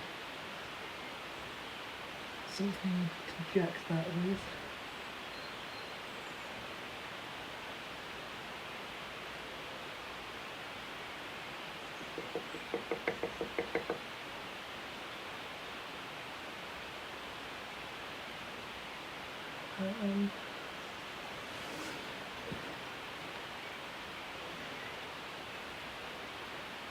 No, this isn't going to work. I'm not going to be able to use it. I'm going to have to cut it by hand. Oh, hello, someone's tuned in. I'm going to have to cut this by hand, sadly. I'd love to have been able to do it in this machine because it's a wonderful machine and produces wonderful cuts, but I'm going to have to do it by hand. I don't have the enough clamping force to be able to support it properly. So, back to the ye olde drawing board and hand cutting time. Should be fun. Bugger it up. Whoops, sorry. My big clunky feet getting in the way there. So yeah, put this back down again.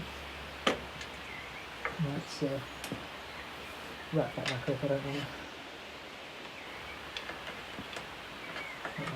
I'm just losing the power cord off somewhere. Right, let's get this in the vise.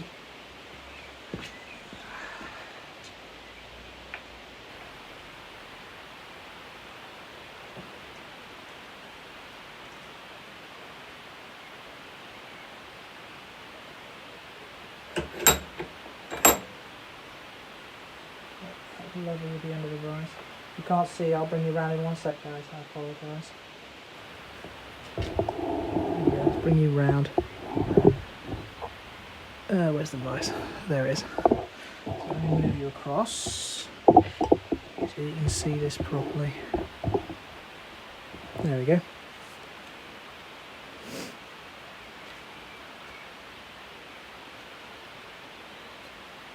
Right.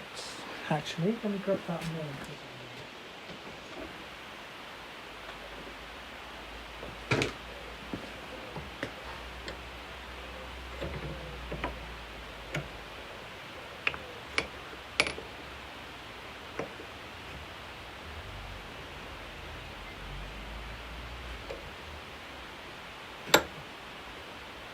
There we go. Lovely. That's anchored that beautifully now. That needs to move out of the way. I don't even know why I keep it on this side.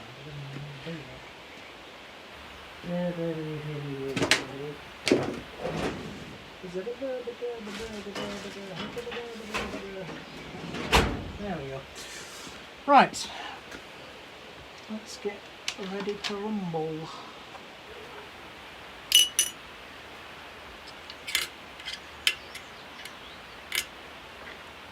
Move some bits out of there. There we go.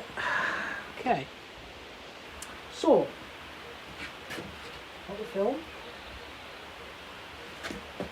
Oh. I need to go on a diet. Oh. One hacksaw. This is a Starrett hacksaw. Well, no, it's a Starrett blade rather.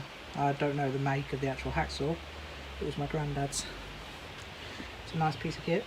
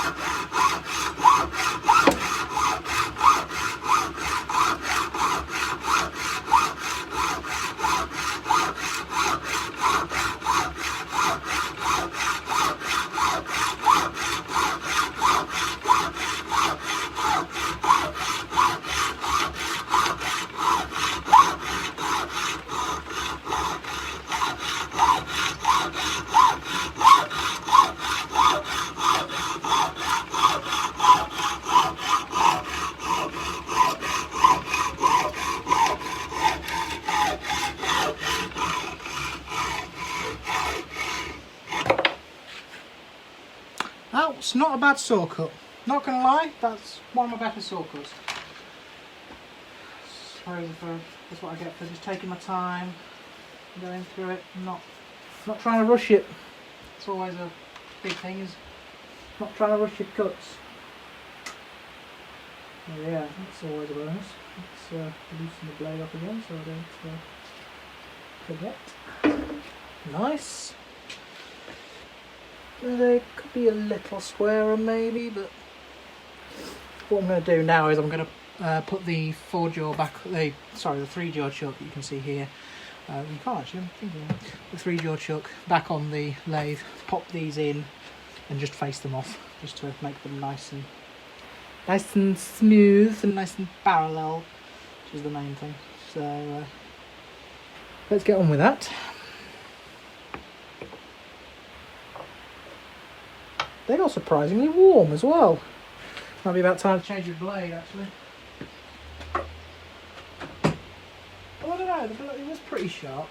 So let's have a look, see.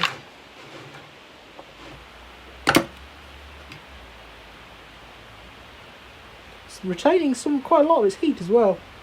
The thing about aluminium, it tends to do that.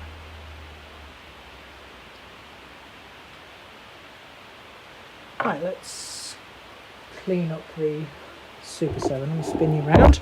Oh dear, sorry guys, I nearly knocked you off the stand there. Let's bring you up again a little closer. Let's clean off this a bit.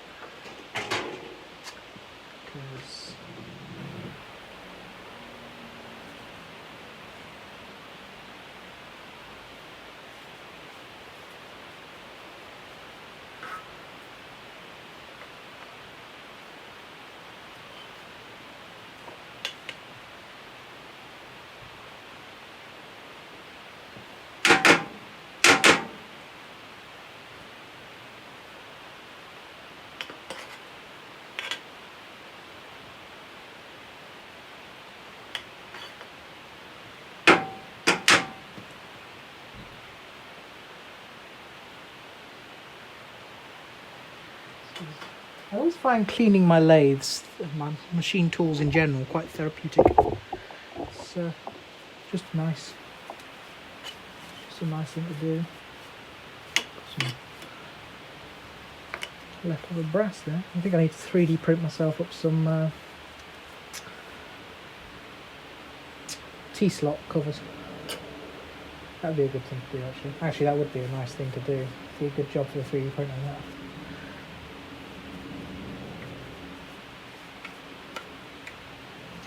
Right, so that's cleaned. Let's put a drop of oil back on this here bedway.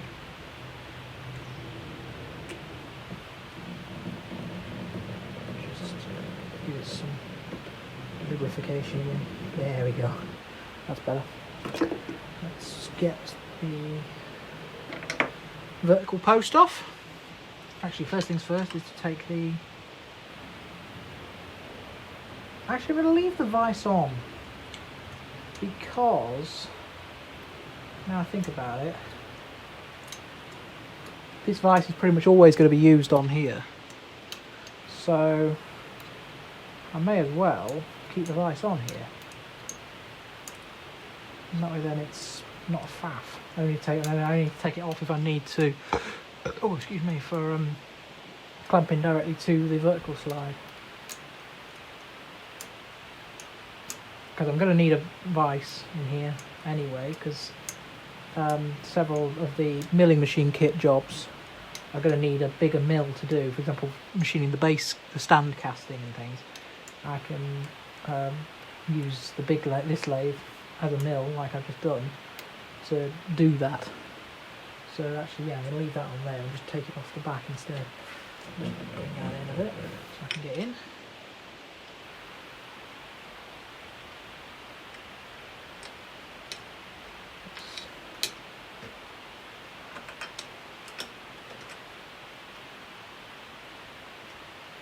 Take the strain.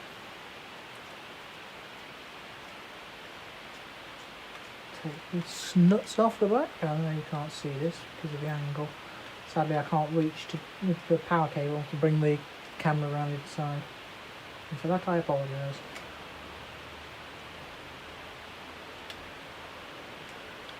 Let's get this other one off.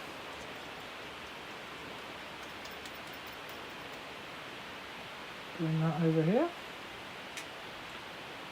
And lift that up. Fetch those off. Pop them down. Nice. Just clean this up a bit. And then bits of the main aluminium swarf. I'll stand this. Where can I stand this for now? For the moment it can come on the bench over here. There we go. Just got that off. Just put the nuts back on here.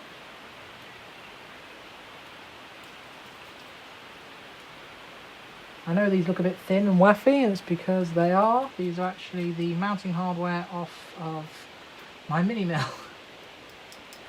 Not correctly for this, so they're a bit thin and waffy. So that's going to be the next purchase. Really, is going to be a strap clamp set for the Myfin. They do exist. It's just a case of getting one. So there we go. That's that. Right, wind this back out. Or actually, no, I'm going to wind this in as far as I can. Oh, excuse me, guys or gals. That was quite the party one, wasn't it?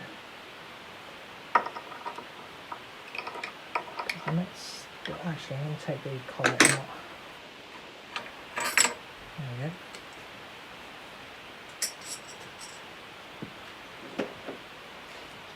Put this back in its box. You did well, little collet chuck. And for that, I am eternally grateful. You are a nice little collet chuck. Pop this back on here. Make sure that's nice and clean, which it is.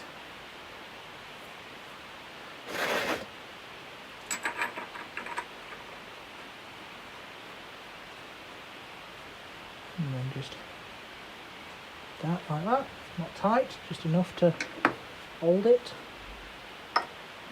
And I can do that, and I just need my bigger adjustable to hold the actual in place while I loosen that off, and then open that up a bit and move that out of the way. Spin that so you guys can see what I'm doing.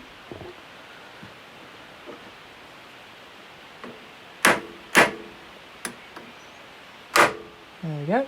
Just breaks the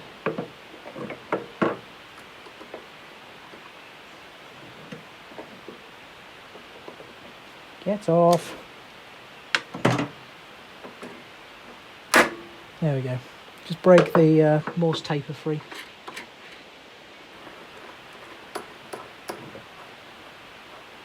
And just unthread that. And out it comes. Put that back in its box. Just close up. There we go. And I can slide my drawbar out. Nice drawbar. I actually made this drawbar made with stainless steel because I like to go overkill. That's beautiful. I can close that back up now as well. Disengage the power feed for a minute, and I can close that up again as well now. Lift that up. Turn this to the locking position.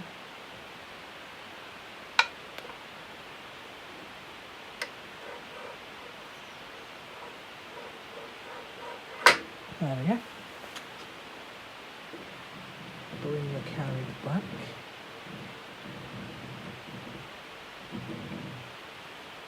Put that back over there as well now.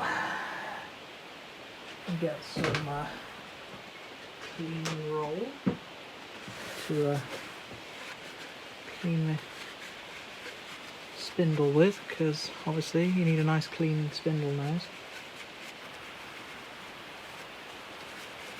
There we go, cleaned that. Grab my speed jaw, clean out the register in the back of this as well. This is the important bit. I'm going to put a little drop of oil on the thread as well. Doesn't hurt, it helps. Get that on there. There we go. There we go, that's locked in there nicely. Disengage the thing, and there we go. Nicely done.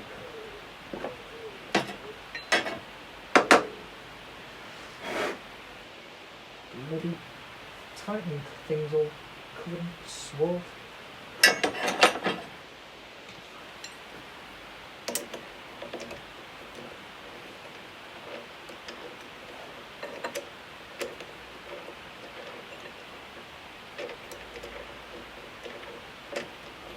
I really need to go through this chuck, it's a bit crunchy. Do that.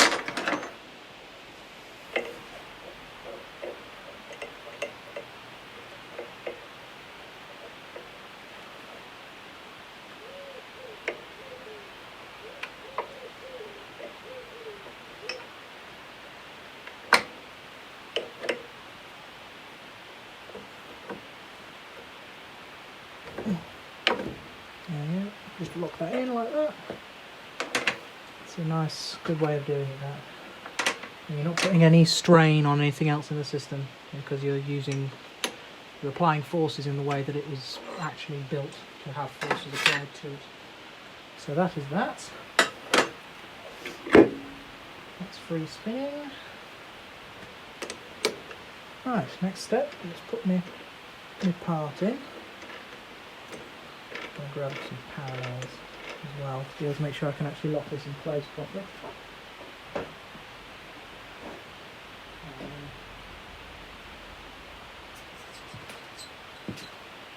That one's there to loop.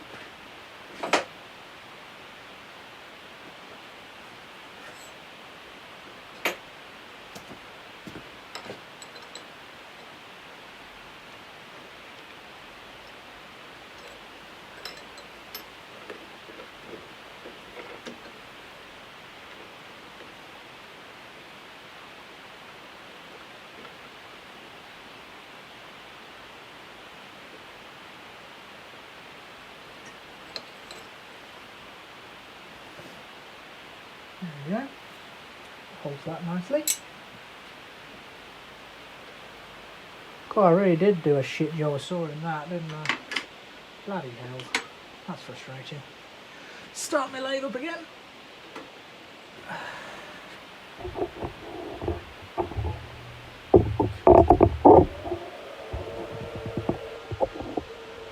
There you go.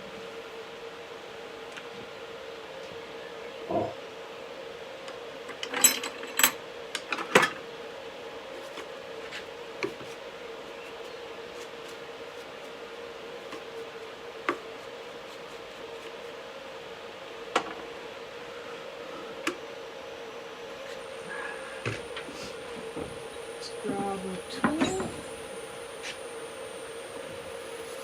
It's going to be a standard left-hand knife tool.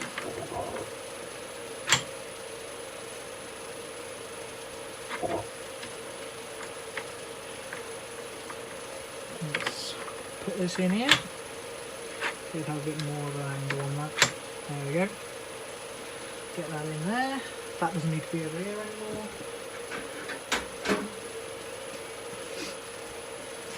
Power feed is disabled.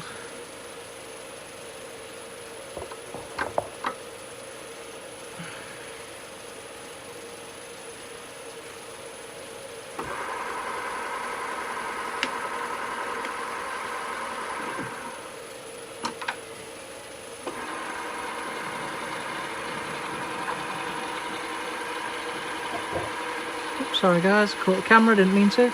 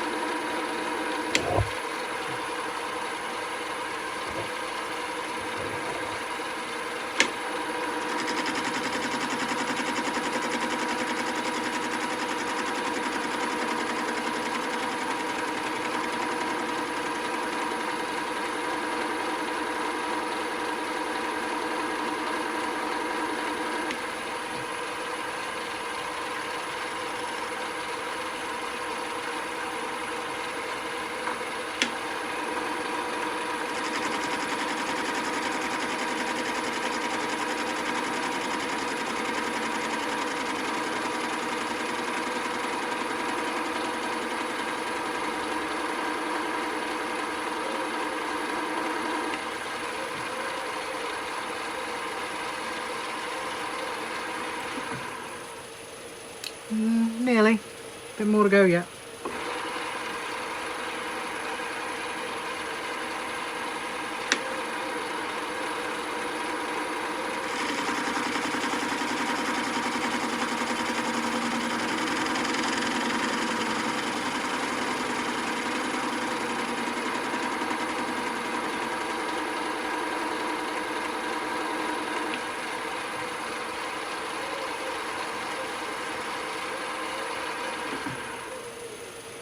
Tiny bit more and then it should be good.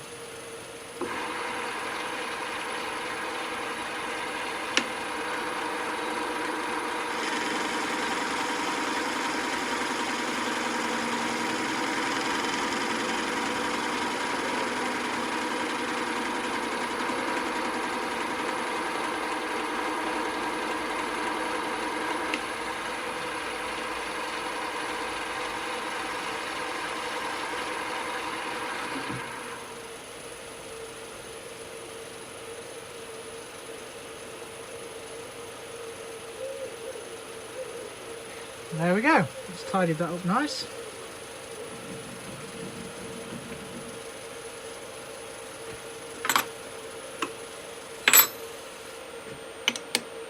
Stop the lathe while I do this.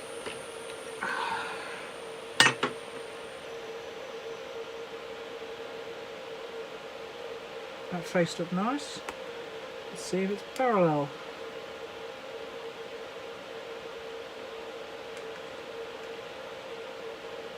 By Jove, it's parallel. It's a bonus. Right, that's that one sorted. Now I've just got the awkward bugger that is this one. Oh, that's nice. That's handy. Don't even need a parallel to this one.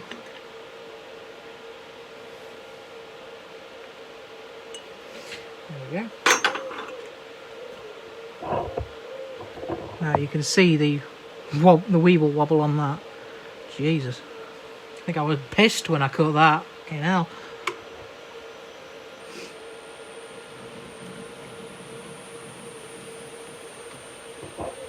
God, I keep catching the sticky out bit. I'm sorry. Make you all seasick.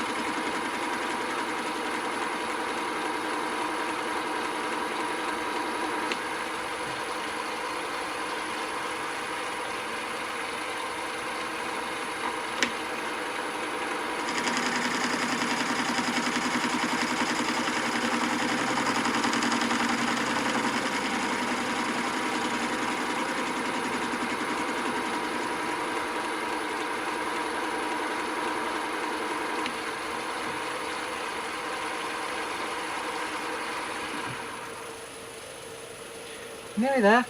Nearly there. Oh, someone else is watching. Nice to have you here. Thanks for joining.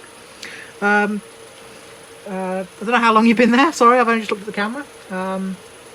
What I'm making is a bracket to hold the rear bike light on a new pannier rack I've installed on my push bike. I've done most of the operations now, so I'm afraid you're towards the end of the stream. I'm just finishing tidying up the saw cut that I just made, because I had an intention of cutting it on the bandsaw, but sadly the vise is too far back on the bandsaw to be able to grip it, so I had to cut it by hand, so now I'm having to face it up and tidy it up a bit. But anyway, that's where I'm at. So I'm just facing up my saw cut right now, and it's just got a little bit more left to go.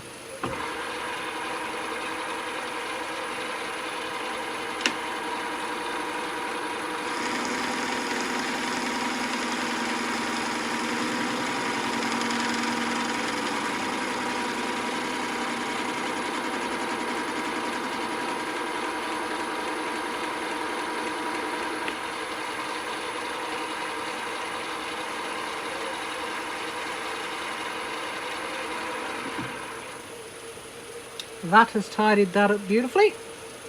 It's rather nice. So that is that. I'm going to just brush off these chips from behind the carriage so they don't get stuck in the ways. Because nothing worse than embedded chips in your ways. And then just wind that back out of the way. Oh, making you seasick again, I'm sorry.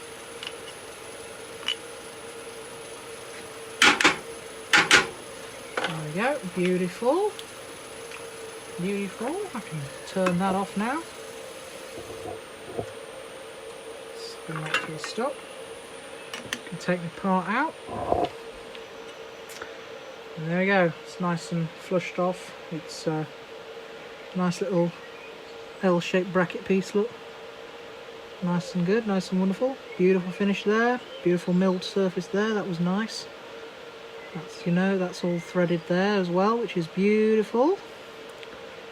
So, final step is just deburr it, and then I've got to tap these holes here for an M4. I think it was M4. Let me check my notes. Yes, it's an M4. So these two holes here are going to be M4 tapped. So that's the main thing. And then I've got to just finish sizing this hole once that's done, because then I've got to drill clearance holes in the cap. So the cap. There's the cap. So yes, that hole now is not a circular hole, obviously, because I've got the saw kerf taken out of it and I've faced them flat. But that does mean that they are nice and parallel, and they're going to work well as a clamping surface, because that's how this is going to work. So the two screws there are going to allow it to clamp nice and firmly either side, which is going to be perfecto. So that is wonderful. So let's move over to the bench. Give me one sec, I'll just tidy the tool off on my lathe here. I don't know if you can see that. No, it's slightly out of frame. I like to make sure that my I don't leave my machines in a state, because then it just means you have to do this when you start. Just otherwise you have to tidy it up then every time before you can even use your machine, which is daft. Better to do it now while you've got access to your bits, as it were.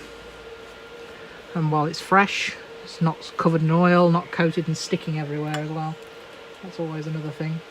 If you leave it, the whatever cutting oils you may have used, it can create a binding, almost a binding agent, and lock everything in place, stick it down to your ways, which is always fun to remove.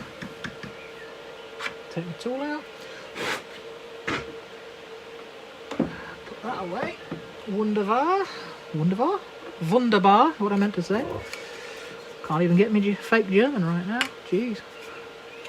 Square that up so I don't forget for next time. There we go. Right, let's swing you around over to the bench. Bring you in. So can you see there? Yep, that's going to be lovely, that. Turn the lathe off while I'm on that. There we go, kill that. Slacken the belts off on it now for now, so I shouldn't be using that anymore. Lovely. I'll bring the parallel back over. I don't lose that. Don't want to lose my parallels, because parallels tend to be a matched set, funnily enough, because you'd have two parallels to be able to have a parallel surface, if you know what I mean. I'm a joker! But I'm not a smoker. Right, let's sort this out. Next step is to deburr what I just did. So let me get my board back out. Move those. Get my little work board back out.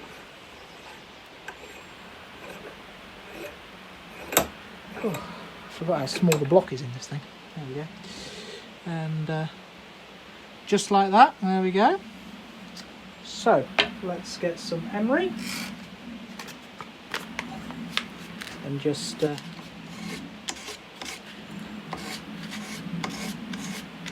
break all these sharp edges.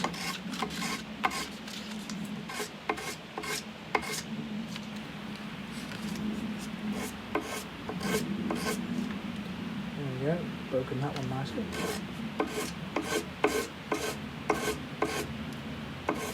Just tidy that up around there.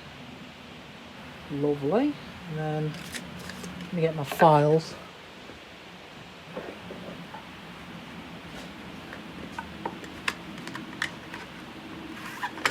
What to do inside here.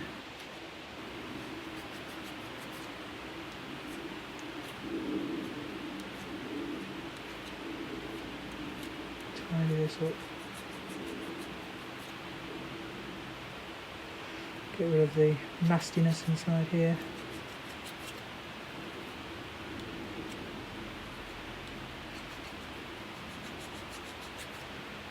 Yep, that's nice there, and just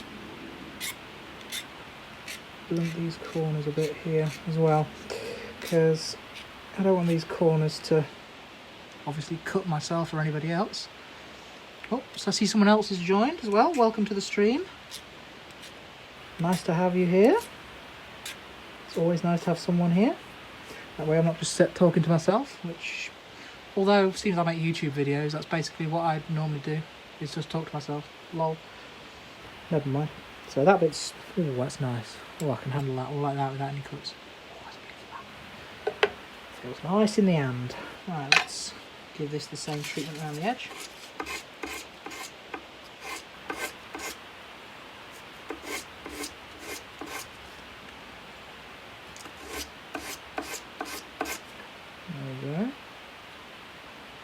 That edge needs a little more there. There we go. Then just tidy up this other edge as well.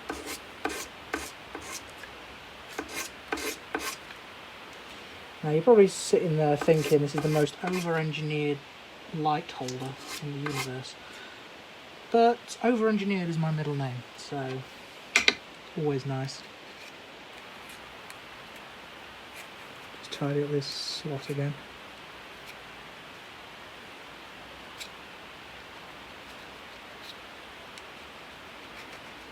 I wonder how many hate comments I'm going to get for not lifting the file on the backstroke. Oh, the amount of people who blow a head gasket at that. It's so funny. But the one thing the one thing I say to those people is take a look at an actual sawtooth. Take a look at an actual blade, right? You look at the profile on that. Don't know if you can see it, might be a bit blurred. But you look at the actual profile on the edge of that blade. Are you telling me that something as thin as a saw blade is going to have more strength than the teeth on the entire width of a file? And yet the saw blade's teeth don't get knocked off when you pull it back, when you go in hell for leather, sawing through something.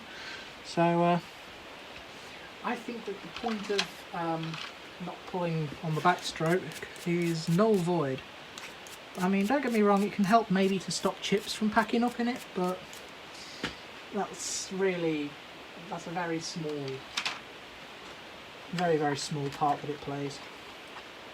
Maybe it's left over from the olden days where there was not the same quality of, sometimes it didn't have the same quality of tool steel or things like that, just so that's that really. Okay, now this is good. That bit I'll come back to in a minute because I need to drill clearance holes then for M3, which are here. So I need to drill clearance holes then for these to go through. It's just up one size basically. That's easy to do. So that's the last thing to do on that part. But then this part now, I just need to tap these holes. I need to blow that out as well. Where's my blower? There's my blower. I need my blower. My blower is actually a pump for pumping up bouncy castles and things.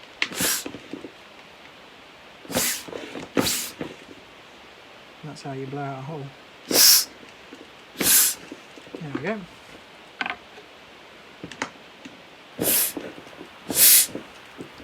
Lovely, that blows those out nice.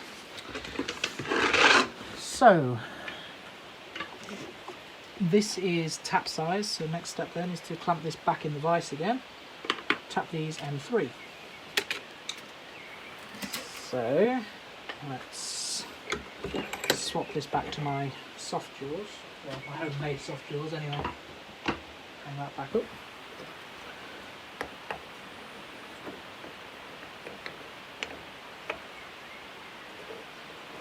put this in here. Now, how's going to be best to clamp this? Probably that way on again. Yeah, like that. And let's just get that as level as I can. Grip that in there nicely. That's going too much. It's an M3, so I want a nice, small, delicate follower. Tap handle rather. That way, there's no. I can't apply too much leverage and snap it off, which is always the worst. It's the worst feeling when you snap a tap. I mean, personally, I love tapping. I should know, I'm a drummer. But actually, I am. Let's get this in here. Yeah, I am actually a drummer.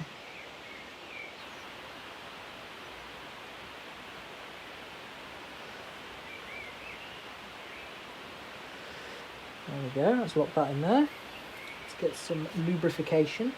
Start with that hole at the back.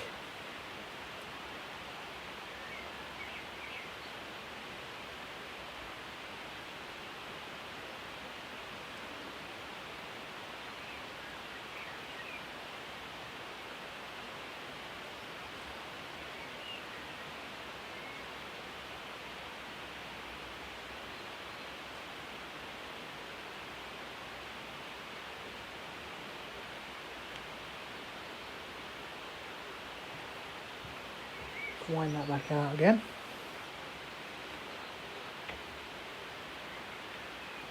Clean off the end. Clean this off. And put a bit more lubrification in the hole.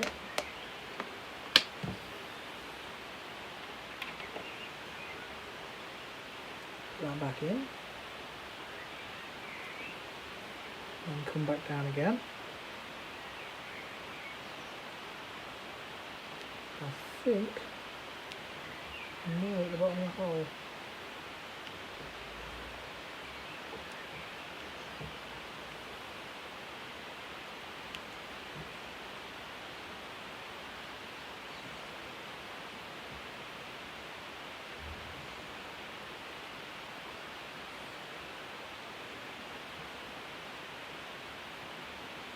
There we go. Bottom of the hole. Bring this back out.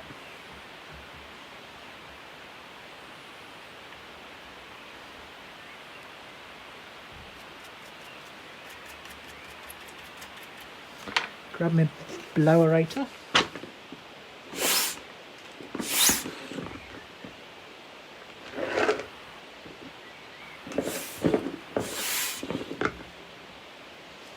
There we go. Nice. Okay, now let's get some more lubrification. Put it on that one. Let's tap this next one.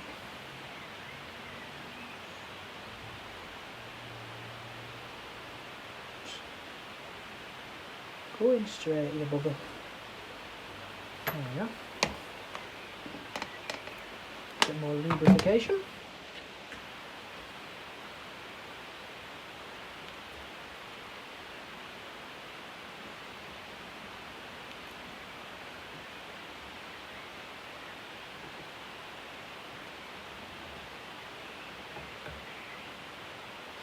Let's back this out and clean it off and get rid of the nasties off the end. Bit more lubrification going.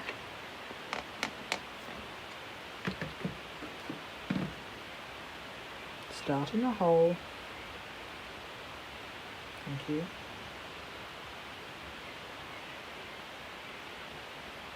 Do a bit more cuts. Okay.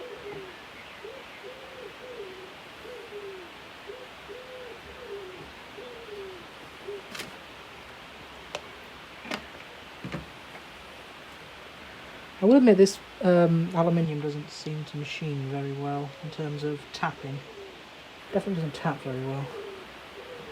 Let's wind that out and clean off the threads.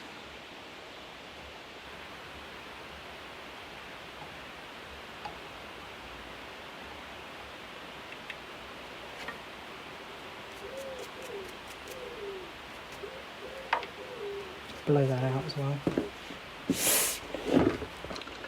Put some more, get that back in the hole a bit. Put a bit more lubrication down in there.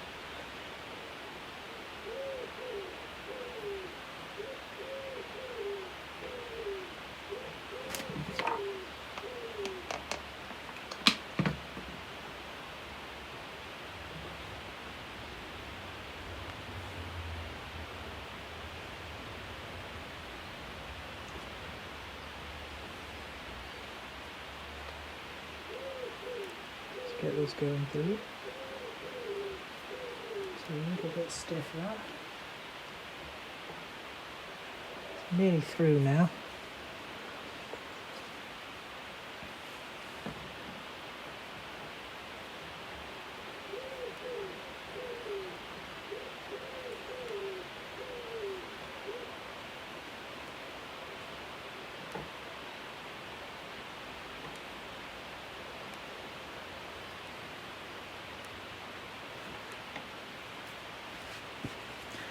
Damn swarf.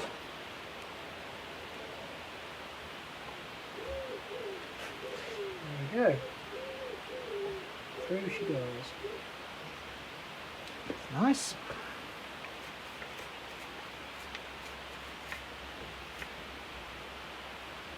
Bring that back out.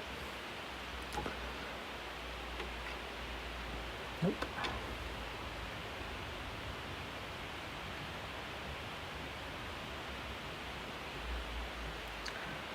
Certainly been a fun project to work on this. Something different.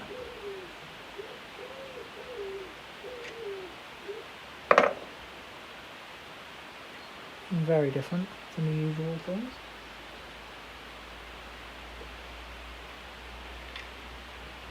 And there we have it. 2 tapped holes.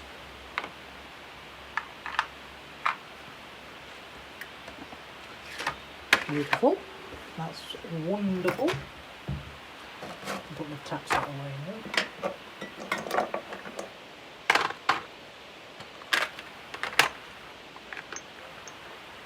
Slide that up in there. There we go. Right. That's wonderful. Let's blow out these holes.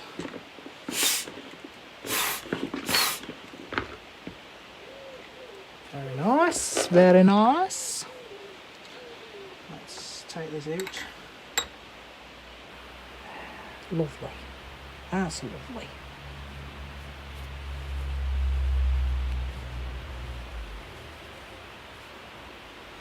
Just going to deburr these holes a little bit. Can't see that, sorry.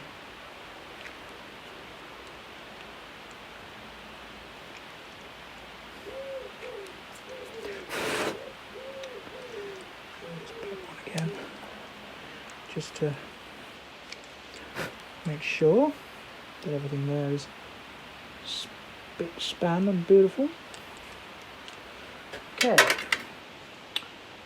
let me check the thread now. Got my M3, M4 rather. Put that in there. That screws in there beautifully. It screws in and goes all the way through. Beautiful.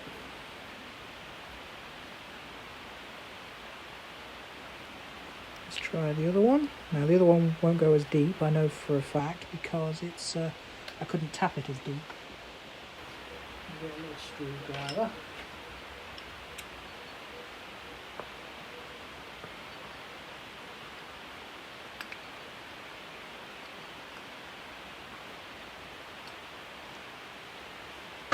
There we go, that goes in there nicely. So that screws in there nice.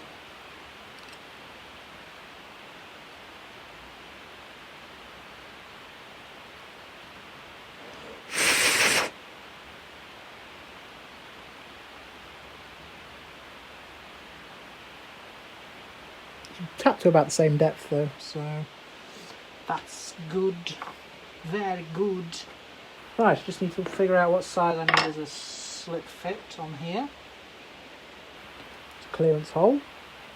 These are just under 4mm, so if I do it 4.5, that gives me a little bit of play, but not enough that the heads will come through. Beautiful. So I just need to go through here now, through these two holes, with a 4.5mm bit. And then that will be this project pretty much done. So let's move over to the drill again.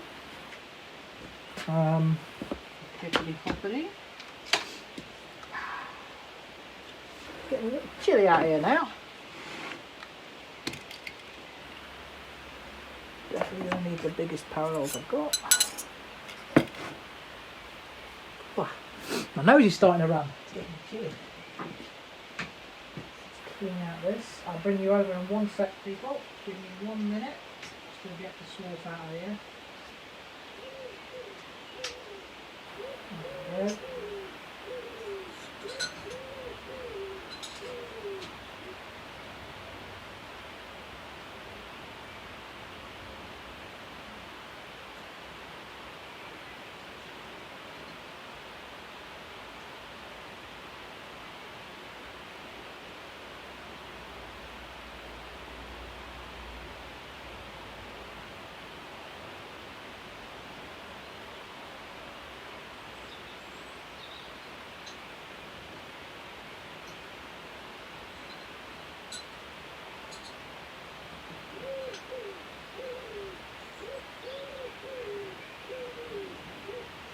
Right, let's bring you over here. Ooh, spinny, spinny. Spinny, spinny, spinny, spinny. Let's bring you in closer. Oh, someone else is watching. Welcome to the stream. Welcome to the stream. Just got to bring you over so you can see the drill properly. Can you see that? There we go. Lovely. Although I have been a complete idiot and I realised I forgot my drill bits. Let me see if I can get through without sending you guys flying. There we go. I'm a moron. I need a 4.5mm bit for this next, actually, pretty much final job. Let's come through here again. Oh, that's tight. There we go. Get that in there. Let's tighten that in, that's the wrong way. Look. Yeah.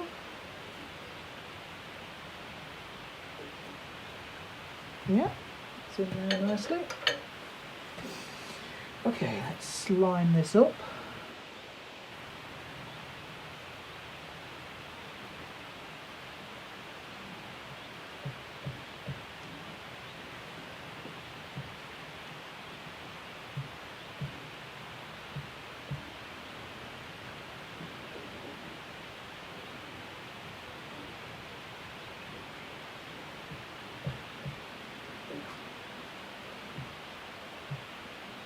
There we go, that's that one in the right place. Right, let's drill through this. That's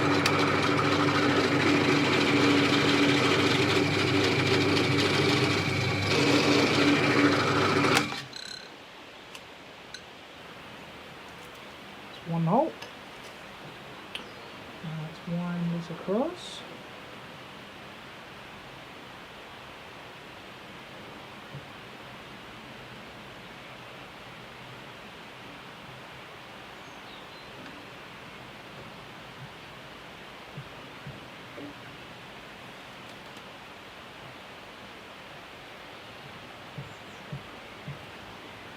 Get this nicely lined up.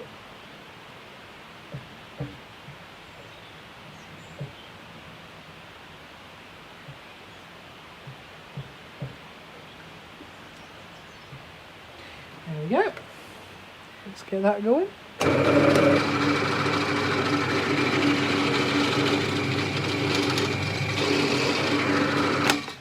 And just like that. There's the other hole drilled. parallels were in there just purely to make sure it didn't slip down. Let's take my bit out before I impale the back of my hand on it. Not for the first time though. Okay, there we go. Now let's put my drill bit away. I don't want to just drop in a bit. I don't have very many drill bits. I don't want to lose any if I can afford to. So, yeah, let's come back and get me actual part. So hopefully that damage it. No, not too bad actually. It's not too bad that. Nicely done. And before you start shouting at me, that hole, yes, is not on centre. It's not meant to be. I could already tell you getting ready to type down in the comments there, but it's not meant to be. I promise. I swear. Because that's what I keep telling myself every time I look at it. Right, let's bring you back round so you can see what I'm doing. After all, it'd be a bit of a pointless live stream if you couldn't see what I was doing, wouldn't it? Right, let's tidy up these holes. Just give them a nice little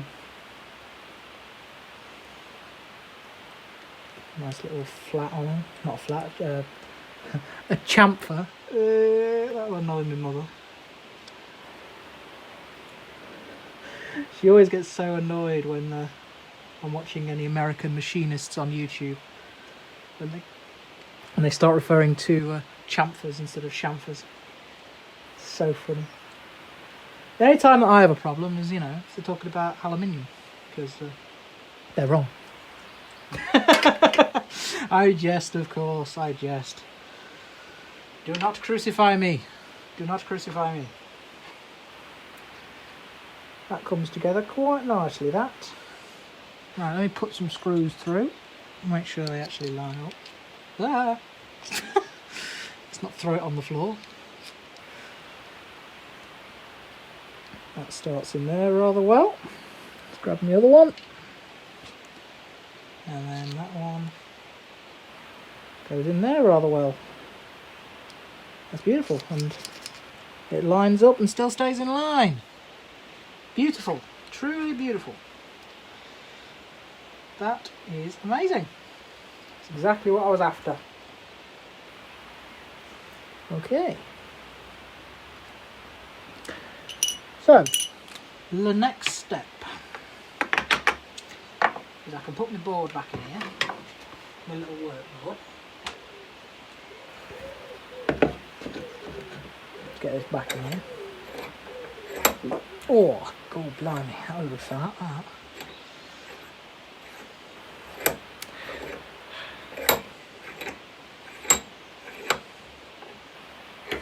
There we go. Beautiful. That looks quite nice, I think. That's turned out quite well. Let me alter the angle of that light so it's not glaringly bright. There we go. That looks a bit better. That looks amazing. I'm quite happy with that. I'm really impressed with how the milling session turned out, because that really did cut very well. Yeah, the lathe works incredibly well as a mill. Beautiful. Absolutely beautiful. Next step, well, final step is to try it on the bike. Actually, no, the next thing I want to try is, before I do that, see if the clamping screw actually holds as it's meant to do. So that will go through there, which will come down to the top here, like this. If I just start that in the hole.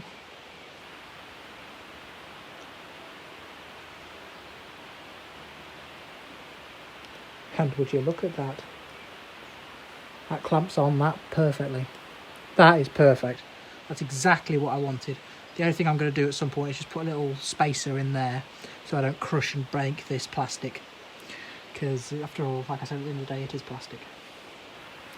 So that, the whole reason for this not being as it is currently is because that then means I can use this to easily get the light off to be able to charge it. Because it's a rechargeable one, it's not batteries. That's beautiful. That is beautiful. Right, let me bring my bike in.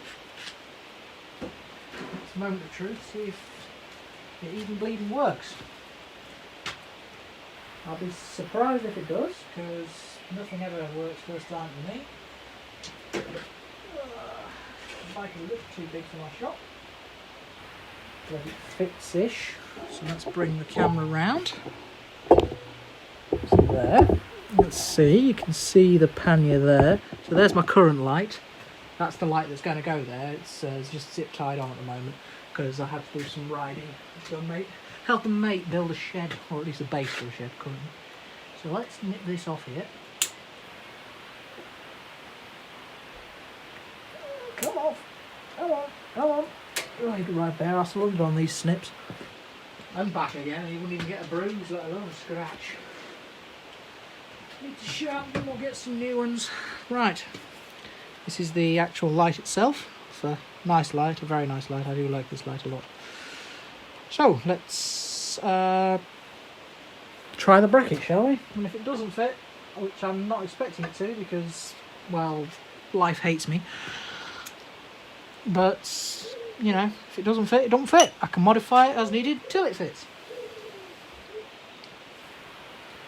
Let's do the top one first.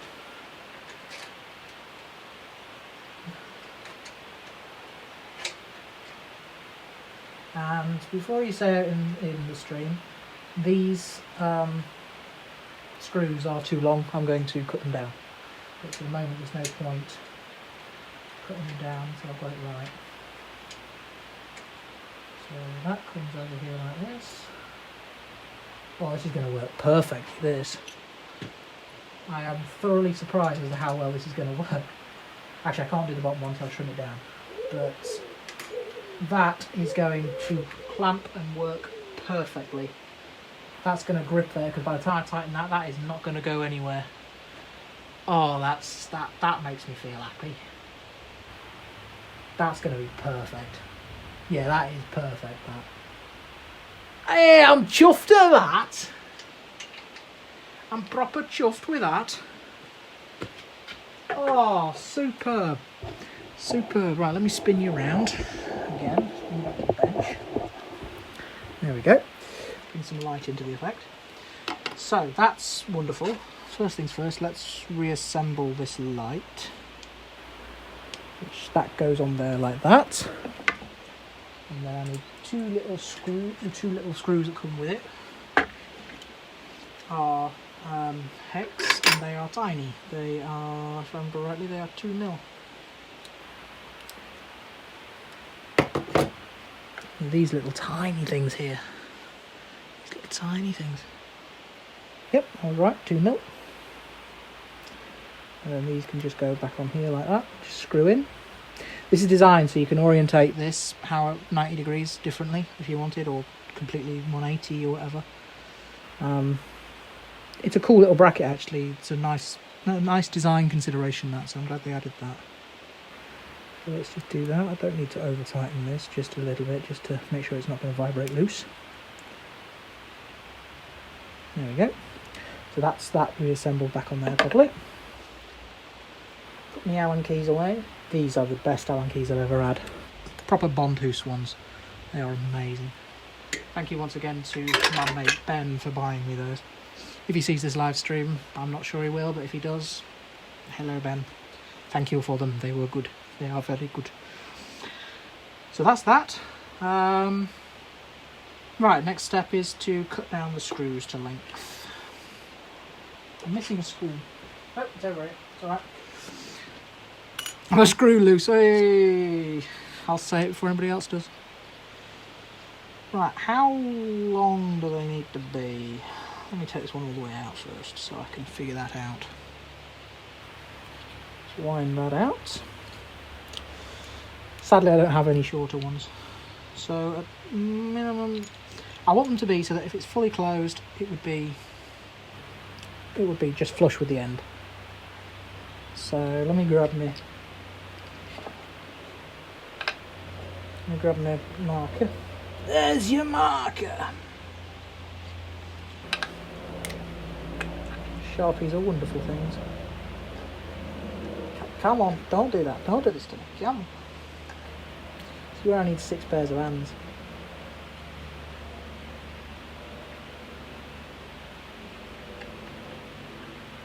Right there. Beautiful. Beautiful. That's lovely, that. Right, let's move this out of the way now. Actually, I can just move this whole board out of the way because I don't need the board now. So let's just stand this over here out of the way so it's not going to go nowhere.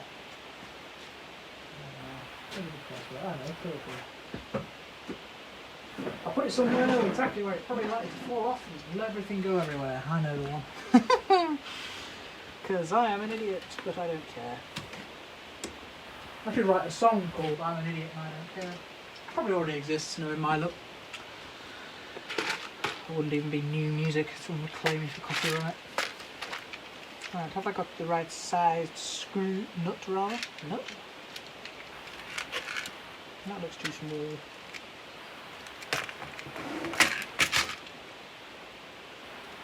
Yep, that's too small. It's too small enough, that one. Don't tell me I ain't got any. Bugger! That's frustrating. Oh, hold on, I might have some in here. Let's see. Nope, not in that one. Let's try this other little tin. There might be one or two in here. Aha, that might be. Yes. Wonderful. Put two on, jack nut them together. Because if I use them as a jack nut, then I can grip it properly in the vise for screw cutting. For actually cutting the thread rather. I just need my life back. Wind that in. Wind it, baby, wind it. Grab me little adjustable, because I do not have a spanner that size on hand. I can just tighten that up, so I know that the screw's not going to go nowhere. And they're level with each other, so I can grip them nice and solid as well. Typical, I just put my hacksaw away, didn't I? Because I'm a moron. You have my permission to call me a moron.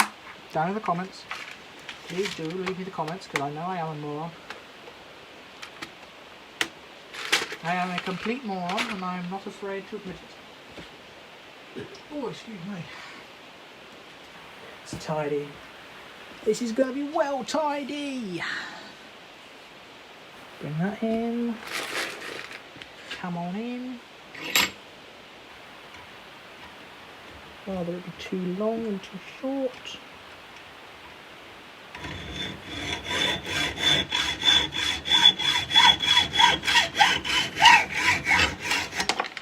Well, that was quick. That were bloody quick, that. Let's grab my file.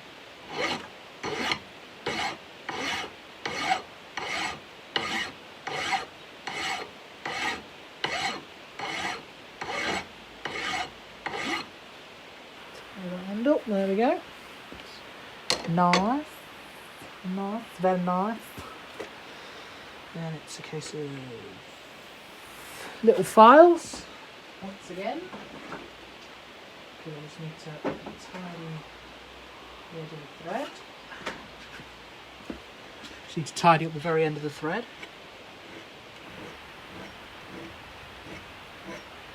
And if I really wanted to, I suppose I could actually even put this in the lathe and turn the end down. And chamfer the end, but I think that a little file won't hurt. There we go. Just like that. Grab that. Bring it back out so I can undo it. I've lost my friggin' adjustable. I'll put that. He can't lose my bleed med if it wasn't attached. Where's my adjustable gone? Oh, there it is. I'm buried it. Lol.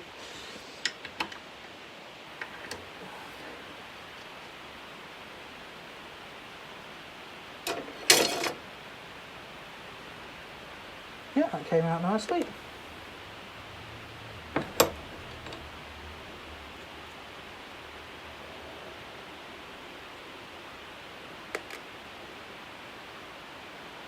Okay, let's try that in the hole.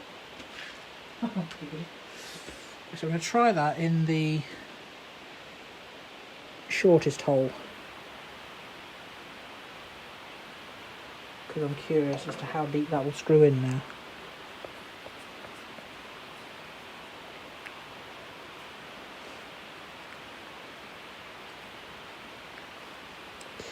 I'll go in that deep, which I then get my actual bit.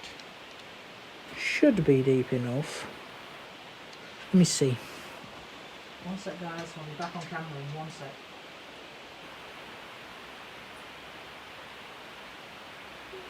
Maybe, I think I'll just file it down a little bit further.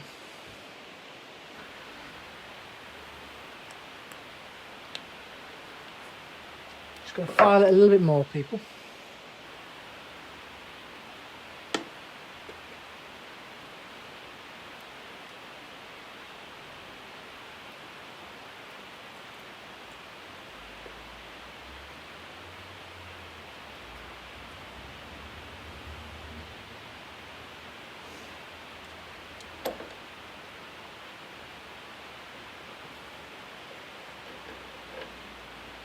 Just file this down a little bit further.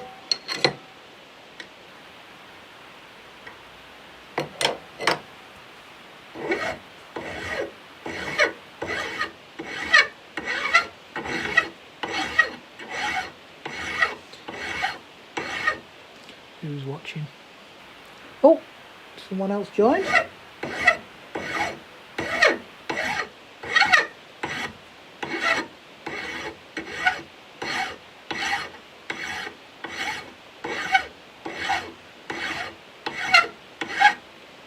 Always nice to see people in the stream. Thank you for watching.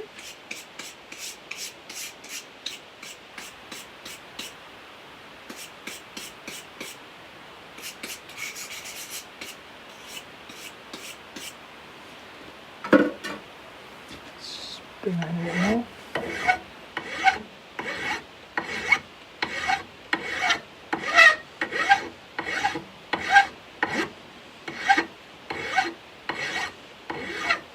There we go. Tidy up the edges again.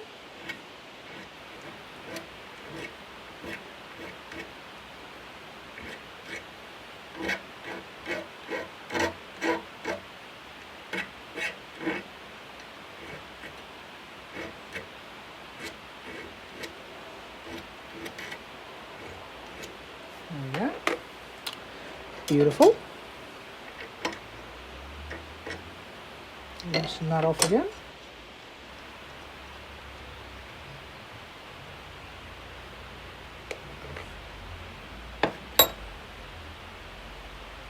There we go.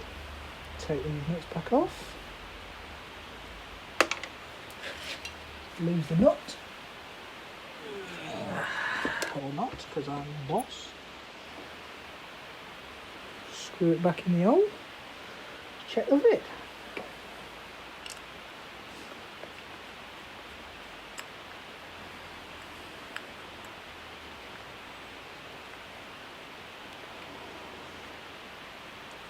There we go, get the test piece. I will bring you back round in a sec, people.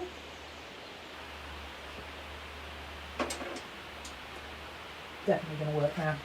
Perfect, so that screw is now perfectly at the right length. Wonderful.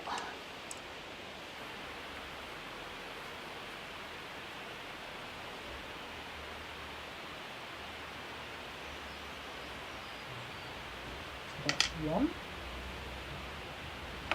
Now I just got to do the other. I'm going to grab the other one.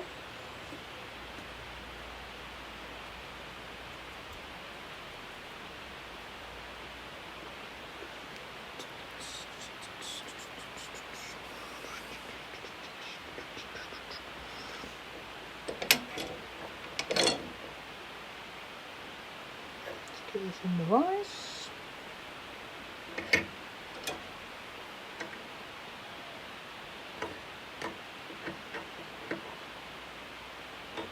There we go, lock that in.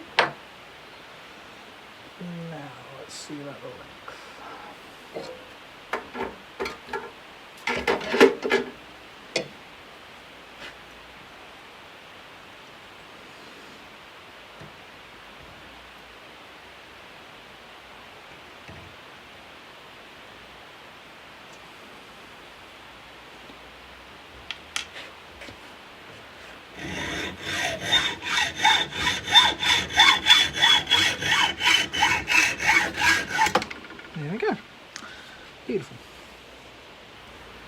Slacken off my blade again.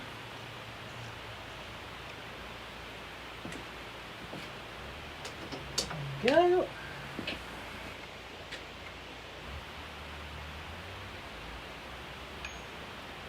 Come back to it. File, clean the end up.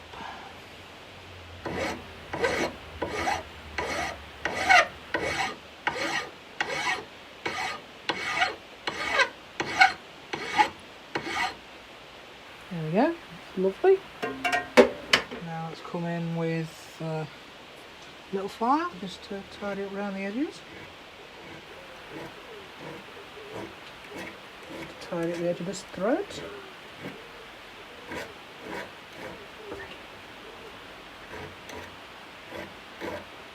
tidy this up a bit.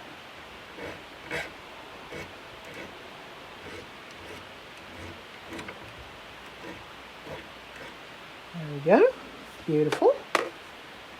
Absolutely beautiful. Slacken off the nut. That unscrews off there beautifully. Let's do this one. As does that one. Beautiful. And let's see if this goes into all. It does. Oh, that's nice.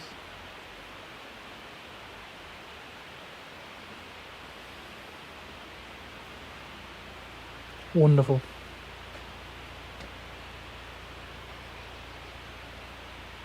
That is truly wonderful. Right, let's spin the camera around and install it on the bike.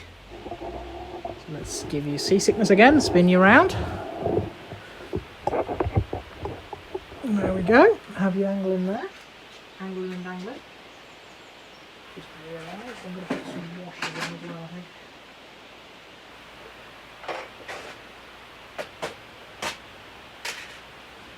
See, I've got some right side washers.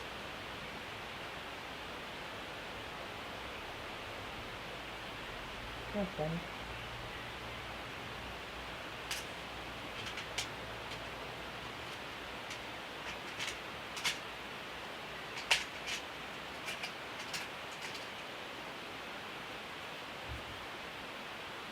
Yeah, another one.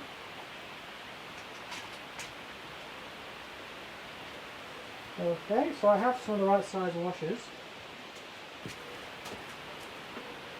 Thank you, dear. My mother's kindly just bought me a drink. It's nice of her. There we go.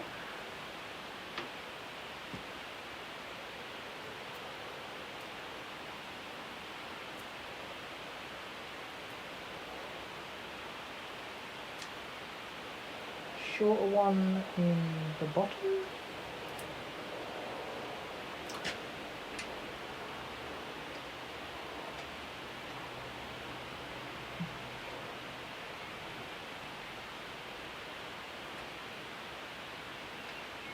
There we go. That holds on. Although I'm an idiot. Anyone spot the obvious idiot move there?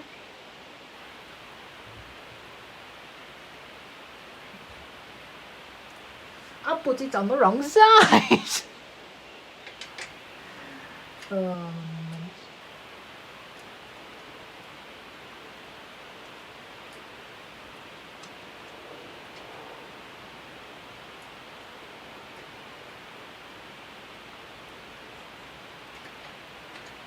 we go.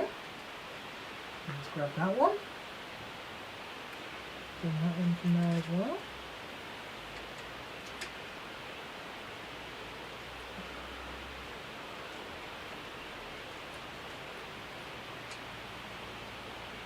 Oh, this is going to be like a treat. Grab me screwdriver.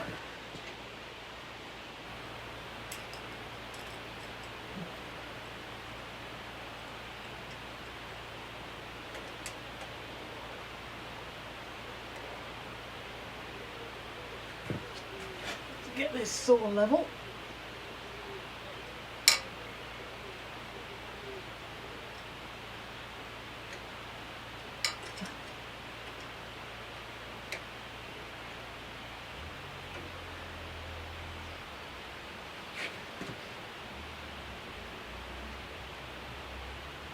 Yeah, clamp that on there. Clamp that on there. And that is solid. That is absolutely solid. Oh yes. Actually, I just want to loosen it and move it more towards the middle. It wasn't quite central. Oh, I'll loosen this one first.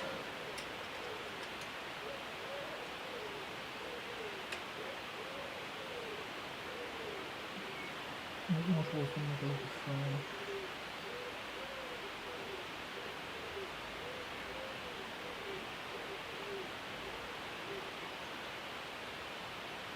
There we go.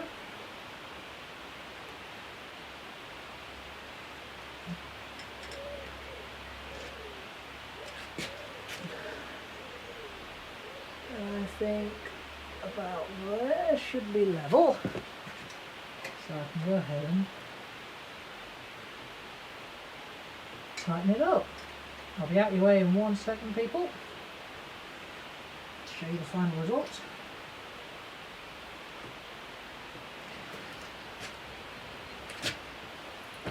Just like that. Oh, that's beautiful. Right, let me bring you in closer so you can see it.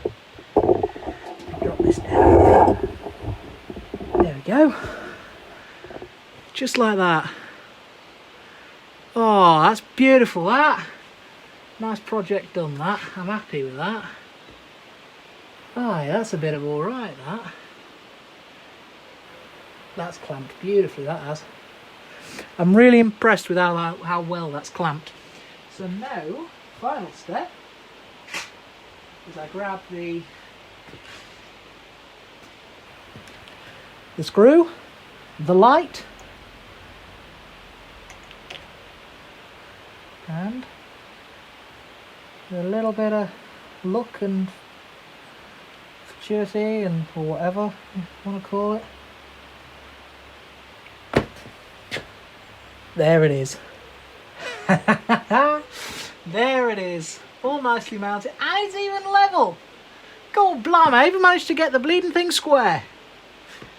Yeah, that's a bit of alright, isn't it? Aye, I'll do that. Aye, that'll do that, Will. Oh, wonderful. Well, that makes me happy. That makes me very happy, that. Wonderful. Let me bring that round a bit so you can see in there. There you go. That has worked a treat. That's going to be nice and solid, nice and stable. I don't need to worry about that coming off if I'm going over bumps and the light's flipping round, because that ain't going nowhere. Yeah, that's rock solid, that. That is rock solid, and that makes me incredibly happy. Wonderful. Right, let me get you back up here. There we go. Tilt you back again. Just like that. Wonderful. Oh, you're a bit lopsided. There we go. Right. That's that little job jobbed. Wonderful. I've been meaning to get to that for a while. So, I'm happy I finally figured that out and got that done. So, yeah, that's got to be the end of this live stream now. I've only got one thing left to do, but it's something that, you know, everybody who's into machining has seen hundreds of times. Just turning a little spacer down just to go in the gap in the light itself. So let me pull it off and I'll show you what my intention is. I'll unscrew this, the same as we do. Pull that off. That's good. This with it being a nice long thread as well, it's not got to worry about that either. Screw on there. So what I want to do, just make a spacer to go in this gap here, so that as I tighten the screw down it doesn't crush this and snap it off, because it is only plastic at the end of the day, so I don't want to snap that off. So yeah, that's the main thing. Wonderful. So thank you to everyone who has attended and joined during this live stream. I appreciate it. I appreciate every single one of you, so thank you for that. Thank you for that. Yeah, that's going to be it for now. See you either in the next live stream or in the next video, which will be I don't know when I'm planning on releasing the next video, but I've still got to record it yet. Oh, that's so bad of me. I've still got to record it, but you know, it will be there. It will come. Don't you worry. It will come. Thank you, everyone. Cheerio. I get to stop this bleeding thing. Got my phone clamped too low. Cheers, guys.